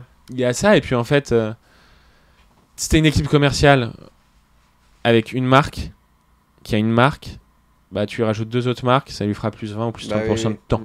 C'est pas x2, x3. Donc par contre, en termes de chiffre d'affaires et de marge, ça fait beaucoup plus. Donc il y a ça, mais déjà, faire notre levée de fonds, pas une grosse, hein, on n'a pas besoin de beaucoup, mais aller vite sur la levée, finir rentable en 2024. Je pense 2 millions. C'est pas énorme. Ce serait la dernière? On dit ça à chaque levée. Ouais. Non, ça dépend de ce qu'on fait à l'international. L'international, c'est quoi? C'est l'année prochaine? Là, on va faire le Benelux assez vite. Et puis après, si on se dit, on lance l'Allemagne, l'Italie, l'Espagne, ça coûte cher de bien lancer un pays. Ouais. Puis ça dépend de comment tu lances, quel pays et tout. Mais en tous les cas, j'espère que pour la France, ce soit la dernière levée. Après, ça dépend encore parce que tu vois, si jamais tu grossis vraiment vite et que tu dis, bon, allez, on veut matraquer en campagne de com, parce que c'est vrai que t'as pas une grosse marque qui ne fait pas de la com. Et c'est un truc qui est très chiant parce que c'est un truc que tu peux pas mesurer. Mais qui a de l'impact, bah peut-être qu'on relèvera. Mais à date, j'aimerais que ce soit la dernière. C'est quoi le canal qui a eu le plus d'impact? Enfin, ouais, non, tu me diras. En termes de chiffre d'affaires, ouais. Aujourd'hui, c'est le site. Mais celui auquel je crois le plus sur le long terme, pour plein de raisons, c'est la distribution physique. Tu as été vachement présent sur LinkedIn? Tu me disais pendant 3 mois. Ouais, pour qu'il va être mon associé. Ok. Et en fait, pourquoi est-ce que ça m'a un peu saoulé? C'est que j'écris... Et je voulais que ce soit que moi qui écrive les choses. Je voulais pas faire... En fait, le problème, c'est qu'il y a un moment, je pense, où quand tu fais vraiment du LinkedIn longtemps et régulièrement, t'es un peu à court de sujets. Et tu dois trouver des sujets. Et donc, c'est là que c'est utile d'avoir quelqu'un qui va écrire pour toi, parce qu'il va t'aider t'as pas le temps en tant que chef d'entreprise de passer ton temps à chercher le sujet, à écrire dessus, à ceci, à cela. Moi, c'est pas capital pour mon business LinkedIn. Donc, j'avais pas payé quelqu'un pour ça. Aussi, j'avais envie de dire moi les choses que j'avais envie. Et donc, après 3 mois, j'avais l'impression d'avoir quand même dit les principales choses que j'avais envie de dire. Tu publiais quoi, 2-3 fois par semaine? Ouais, exactement. Aussi, ça me prenait la tête parce que les photos sont hyper importantes sur LinkedIn. Et je savais pas quoi mettre, je savais pas quoi faire. Et que j'avais plus envie, quoi. Ouais. Et je fais quand même un peu les choses à l'envie. Et que c'est pas capital pour mon business. Autant toi, B2B, je sais pas à quel point c'est une bonne question. Moi, j'ai vachement publié sur LinkedIn. J'ai arrêté d'ailleurs. Là. T'as arrêté? Un peu comme toi, ça m'a un peu lassé. Toi, pour le coup, t'étais très présent. Moi, j'ai tabassé pendant t'avais des putains de perfs. Quasiment 2 ans. La première année, ça a marché vraiment de ouf. Toi, ça a dû te rapporter beaucoup de clients. En soi, un petit peu, mais 5%. 5%. Ah, c'est tout. Ouais, non, pas plus. Après, il y a ce qu'on voit pas, c'est le réseau. Et nous, on travaille beaucoup en réseau avec des apporteurs d'affaires, des gens qui pensent à nous, qui nous font rencontrer des gens. Et ça on le maîtrise pas. Mais je pense que ça a permis d'éveiller le réseau et qui en vrai, il faudrait que je reconnue. En vrai, si je m'y mettais, là, j'ai 4-5 posts intéressants et utiles à faire, mais en fait, je t'ai dit, je suis un enfant de la télé, je suis pas un enfant des réseaux sociaux. Et c'est vrai, j'aime pas. C'est drôle, parce que les réseaux sociaux, aujourd'hui, me rapportent 70% du chiffre d'affaires de mon entreprise, peut-être 60%. Ouais. Mais j'aime pas, moi, les réseaux sociaux, je comprends pas. Et tout, quoi, je comprends pas. Non, je comprends la mécanique, mais je suis pas. C'est pas en moi. Je vois exactement ce que tu dis. Choisir une photo à chaque fois, moi, ça m'a pesé, et puis du coup, j'ai arrêté à la fin. Mais il y a une sorte d'injonction en ce moment, déjà depuis un petit moment, en tant que CEO, de devoir publier sur LinkedIn. Faut analyser, est-ce que c'est pertinent pour le business? Au bout d'un moment, si c'est pas ton truc. Et puis après, le truc, c'est en fait, quand t'as envie et que t'as les sujets, ça va vite. Ouais. Ça te prend 20 minutes à faire ton post et voilà. Mais après, quand t'as pas envie, quand ça devient une obligation, c'est plus long, c'est... Tu vois, Et donc ouais, 3 mois parce que c'est dans la stratégie de qui va être mon associé. Hein. La stratégie, c'était clair, c'était 1 mois avant, il faut qu'on communique, qu'on tease, ensuite qu'on en parle pendant un mois ou 2 mois, et voilà. Et maintenant, focus sur autre chose. Ça, vous le faites bien. La com. On a un bon directeur marketing. Donc là, focus distrib. Bah là, Et le bientôt fonds, levée de moi, ma fonds, priorité. ouais. J'essaye, en fait. J'ai fait une grosse erreur là en début d'année. C'est que vu que les choses allaient bien, de mettre beaucoup de projets, trop de projets. Fin d'année dernière, on était focus que sur 2-3 trucs. Ça a vachement bien exécuté. Et là, j'ai un peu perdu les équipes à donner trop de projets, trop de petits projets, de gros projets. On s'est un peu perdu. Et donc là, je refocus sur prio principal et voilà. Et donc moi, en l'occurrence, là, ma nouvelle prio, c'est la levée de fonds pour aller vite et vite la faire. Et bien exécuter en distri physique. Ouais, je voulais te demander justement, parce qu'on a l'impression que ton parcours, voilà, plutôt cool, quoi. Pas trop de galères, tout se passe plutôt bien et tout évolue. C'est quoi les grosses galères que t'as eues? En fait, il y a un truc qui est fou. On parle pas assez dans l'entrepreneuriat. Tu vois, tout à l'heure, j'en parlais dans le métier d'acteur, la chance. Putain, dans l'entrepreneuriat, le facteur chance, il est ouf. Et dans mon ancienne boîte, j'en ai eu des coups de pas de chance. Donc mon ancienne boîte, on faisait des coffrets cadeaux culturels. La particularité du business, un business très particulier, le coffret cadeau, parce que tu fais 50% de ton chiffre d'affaires un mois dans l'année. Ouais. Et nous, vu qu'on était culturel, on faisait 50% de notre chiffre d'affaires dans une région, l'Île-de-France. Et donc, nous, on s'est tapé en... C'était vraiment l'année où on accélérait. Décembre 2019. Vraiment, on avait tout compris de notre business, on le maîtrisait bien. Et on avait fait un rebranding. Et on a prévu toute notre com. À Noël, hein, forcément, c'est là que tu fais tout ton chiffre. Et à Paris, forcément, c'est là que tu fais tout ton chiffre. Donc, on avait fait un gros investissement sur une grosse campagne métro. Genre, peut-être 200 ou 300 affiches en 4x3 dans le métro. On avait prévu vraiment grosse com. Et on avait prévu de très bien faire les choses dans les magasins en Ile-de-France et dans les grosses métropoles, là où on était fort. Et je pense que plus beaucoup de gens s'en rappellent, mais moi je m'en rappelle. En décembre 2019, grève générale en France. Donc, pas de RATP, pas de SNCF. Et là, et là, tu payes les affiches. Alors, on a pu récupérer un peu d'argent, mais en fait, je m'en fous. Ouais, t'avais déjà... J'ai récupéré 50% de la... Quoi, j'ai pas eu à payer 50% de la somme. Okay, oui, mais je m'en fous. C'était cette période où t'avais... Exactement, moi je voulais être visible. En gros, c'est simple, c'est vraiment simple. Et c'est pas une estimation. J'ai fait 25% de moins de chiffre d'affaires sur l'année. C'est la période où il y a eu grève, gilets jaunes, grève, machin. Non, c'est l'année après les gilets jaunes. Ouais. C'était grève l'année d'après les gilets jaunes. L'année d'après. Mais c'est simple, il n'y a eu personne dans le métro. Pas de métro. Métro à l'arrêt. Dans les centres commerciaux, la fréquentation en Ile-de-France et dans les métropoles a baissé entre 30 et 60%. Et j'ai littéralement fait 25% de chiffre d'affaires de moins que ce que j'aurais fait sur mon année. Ça fait mal 25% de chiffre d'affaires. Donc ça, premier coup de pas de chance. Ensuite, j'ai eu un autre coup de pas de chance qui était plus long terme, qui vient d'avant. C'est là où j'aurais fait le plus d'oseille, c'était à la Fnac. C'était simple, hein, parce que je connaissais mes parts de marché.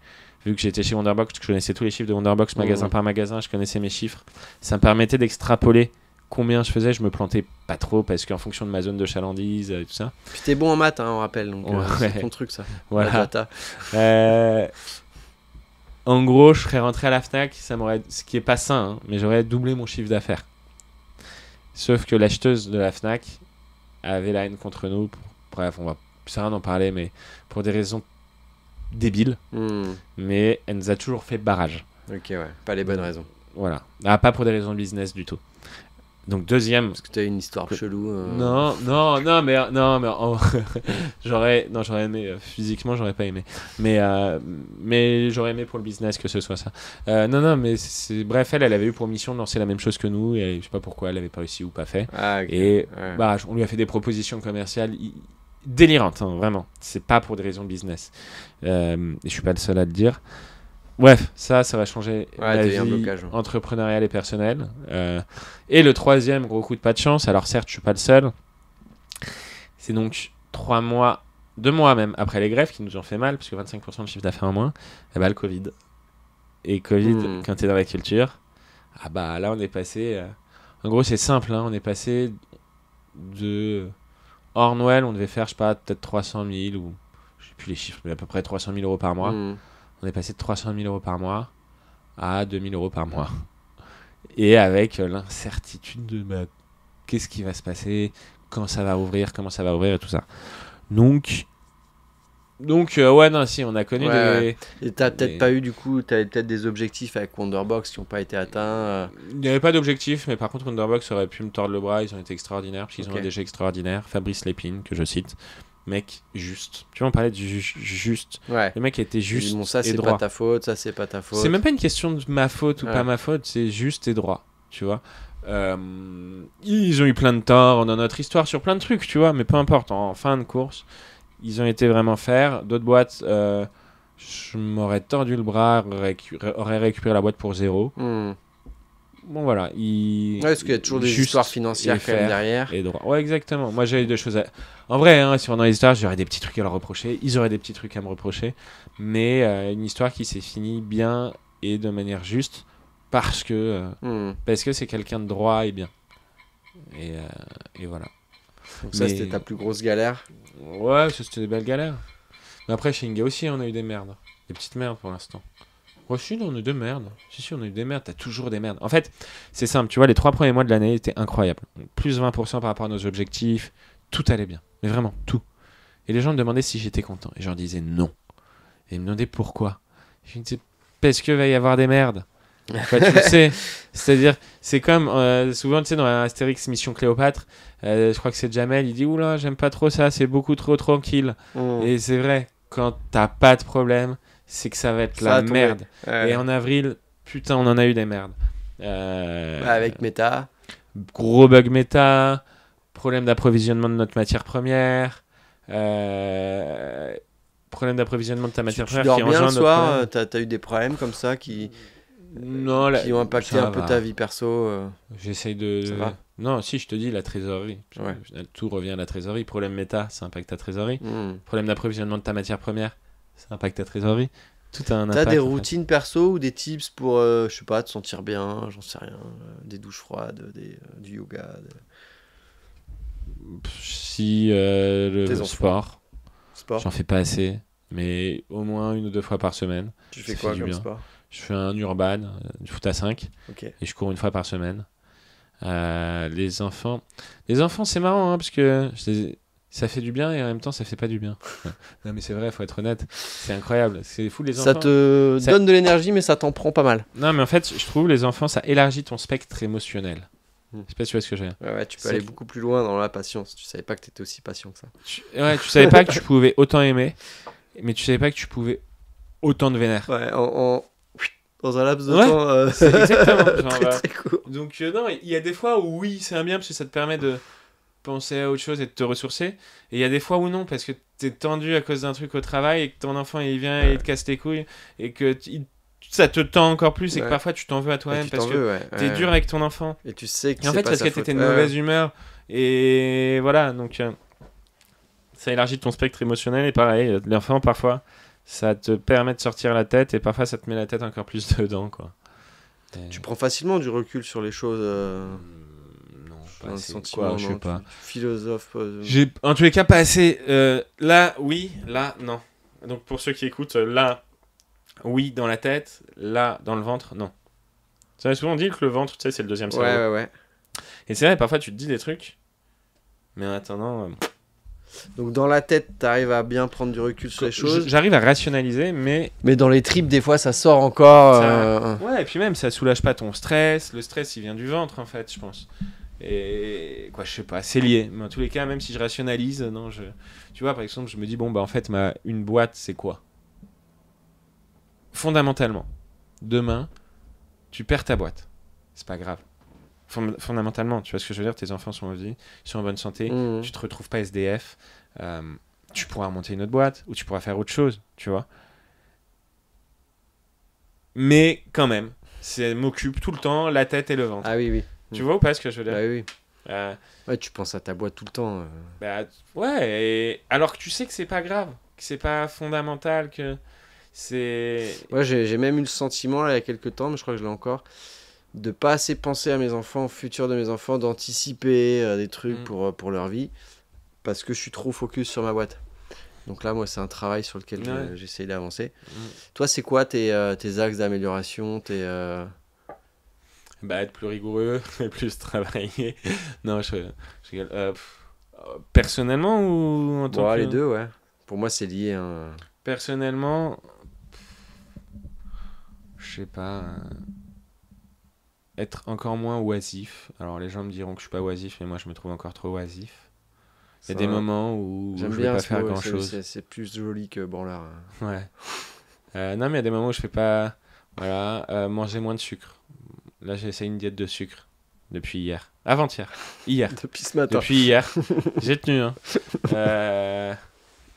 Non, je sais pas, essayer d'assainir un peu la vie, un esprit sain dans un corps sain. Et donc, mais. Voilà.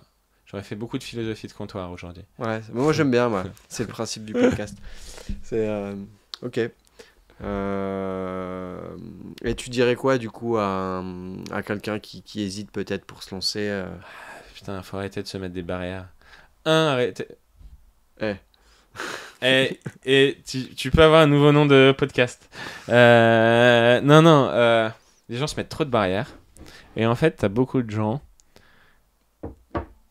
Pardon pour le bruit de la tasse. T'as beaucoup de gens qui en fait ont pas grand chose à perdre et qui osent pas se lancer. Tu vois, l'autre jour, je parlais avec une jeune fille très smart qui a fait une très bonne école d'ingé, une grosse boîte de conseil, qui a bossé dans une très belle start-up. Bref, un CV de ouf, elle a 30 ans. Elle a un petit crédit, mais bon, elle n'est pas mariée, elle n'a pas d'enfant. Et elle veut entreprendre. Mais en même temps, elle se dit oui, mais si ça marche pas, mais non. Je suis meilleur, qu'est-ce que t'as à perdre? Je dis demain, tu trouves n'importe quel job où t'es payé au moins 100 ou 120K. Qu'est-ce que tu vas perdre? Tu vois ce que je veux dire? Pareil, quand je cherchais des associés au tout début d'Inga, j'ai échangé avec... Ces salaires-là, 120-120K, c'est très élevé. Et du coup, d'une certaine manière, c'est des gens qui sont dans les cages dorées. Ah oui, mais elle du coup, justement, elle c'est l'était souvent pas. des gens qui sont bloqués, quoi. Ouais, mais elle l'était pas. Okay. Parce que... en fait, c'est ça. C'est si t'as acheté un appart et que t'as 5 000 euros ou 6 000 euros de crédit à rembourser, ouais, mais quand t'as 1 000 euros, 1 500 euros de crédit remboursé par mois, tu vois, t'as... Ouais. Mais je suis d'accord, ça, il y a le piège de la cage dorée et tout. Et c'est pour ça que les gens qui, à 40, 45 ans, quittent un truc où ils sont payés 150, 200K, waouh, chapeau, bravo. Et avec des enfants, des crédits et tout. Mais bref, pareil, tu vois, je parlais à un mec, je gardais en tête, qui avait fait l'X, BCG. Ça faisait 4-5 ans qu'il était chez BCG. Il n'avait pas encore les énormes niveaux de salaire, mais il avait un bon salaire. Il me disait, ouais, mais si jamais ça foire, qu'est-ce que je fais derrière? De quoi tu me parles? Tu retournes chez BCG. Tu vas où tu veux, tu seras payé ce que tu veux. Ouais. Quel est le risque? Quoi, tu vois ce que je veux dire? Après, je pense que c'est peut-être soit de la peur de leur côté, soit de l'inconscience d'une autre. Mais moi, par exemple, quand j'ai monté ma deuxième boîte, putain, j'avais 2 enfants, j'avais un crédit, j'avais pas de chômage. Là, il y avait un peu de risque. Quoi. Mais donc, voilà, en fait, arrêtez de se mettre des barrières et puis y aller. Faut y aller, quoi. Tu vois, je suis un peu heureux dans la vie, je suis incapable de plonger à plus de 2 mètres de haut. Donc tu me mets sur une falaise à 4 mètres, hors de question que je plonge.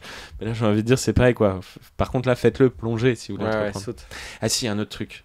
Le seul conseil, en fait, que j'ai à donner aux entrepreneurs, aux gens qui veulent entreprendre, c'est le seul, qui est, je pense, un des seuls où je suis persuadé que je ne dis pas de conneries. C'est qu'en fait, il faut pas chercher à faire autre chose. Se dire, ah non, mais avant de monter une boîte, je vais faire ça pour apprendre. Le meilleur moyen d'apprendre, c'est d'entreprendre. Il n'y a rien qui fera plus apprendre ou mieux apprendre l'entrepreneuriat qu'entreprendre.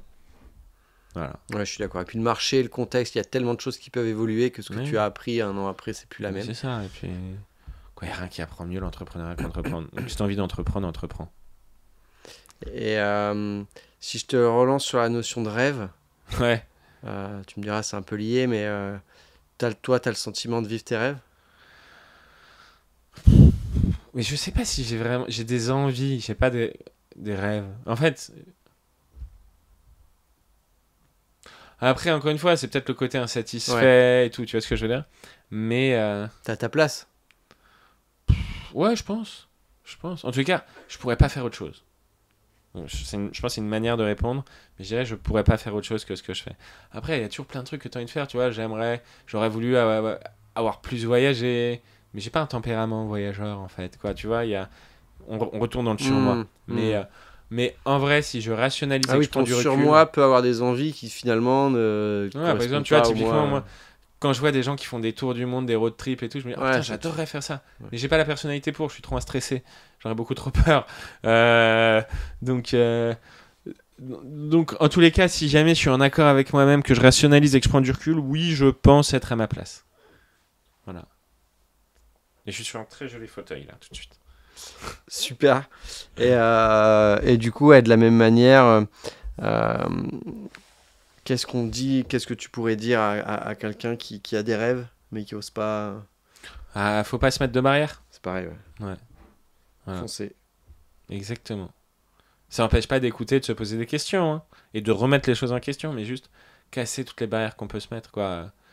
Alors, j'aime pas particulièrement cet homme, et il y a plein de choses que j'exècre chez lui, mais je trouve que c'est quand même un super exemple sur un truc. Si tu regardes au monde, un des mecs qui se met le moins de barrières, c'est quand même un mec qui a tout fait, qui est perçu comme un clown depuis des Tu décennies parles de qui? par plein de gens, et qui est devenu président des États-Unis. Ouais. Et Donald Trump, si tu regardes, c'est juste que le mec ne s'est jamais mis aucune barrière. Ouais, tout est possible. Ah ouais, vraiment, lui, tu vois, vraiment, il s'est jamais mis de barrière. Et quand tu regardes, il y a que la barrière entre les États-Unis et le Mexique qu'il a voulu mettre. Mais en fait, il se met pas de barrière. Alors, c'est un exemple extrême parce que le mec est un mytho. Je ne supporte pas le mensonge personnellement et tout ça. Mais il y a beaucoup de gens. Il y a peu de gens qui ont fait des grandes choses en se mettant des barrières. Oui, bah oui. Mais là, l'autre, ouf, Abraham Lincoln, qui je pense est un plus grand président des États-Unis, le mec, à 8 ans, il était analphabète. T'imagines le nombre de gens analphabètes dans le monde qui se disent non, je peux pas faire ça parce que je sais pas lire. C'est. Et juste ne pas se mettre de barrière. C'est ce que j'essaie Tout est possible. d'apprendre à mes fils, et qui ne tentent rien à rien, quoi. C'est ça. Donc ouais. J'ai beaucoup dit ton nom. Hein. Ouais. Ce podcast est sponsorisé par la famille Barrière. La mienne. Pas celle des casinos. Top. Bah écoute, merci beaucoup, Benjamin. Non, merci à toi, c'est très cool. C'est un vrai échange. Super, parce que ça se voit ou ça se voit pas, mais il n'y a pas une liste de questions devant Aurélien, donc c'est un vrai échange. Non, mais c'est vrai, tu sais, parfois tu as des listes de questions et tout, et donc là c'est cool, c'est un T'as échange. peut-être vu dans mon regard des fois, putain, il est en train de chercher un truc là. Non, même pas.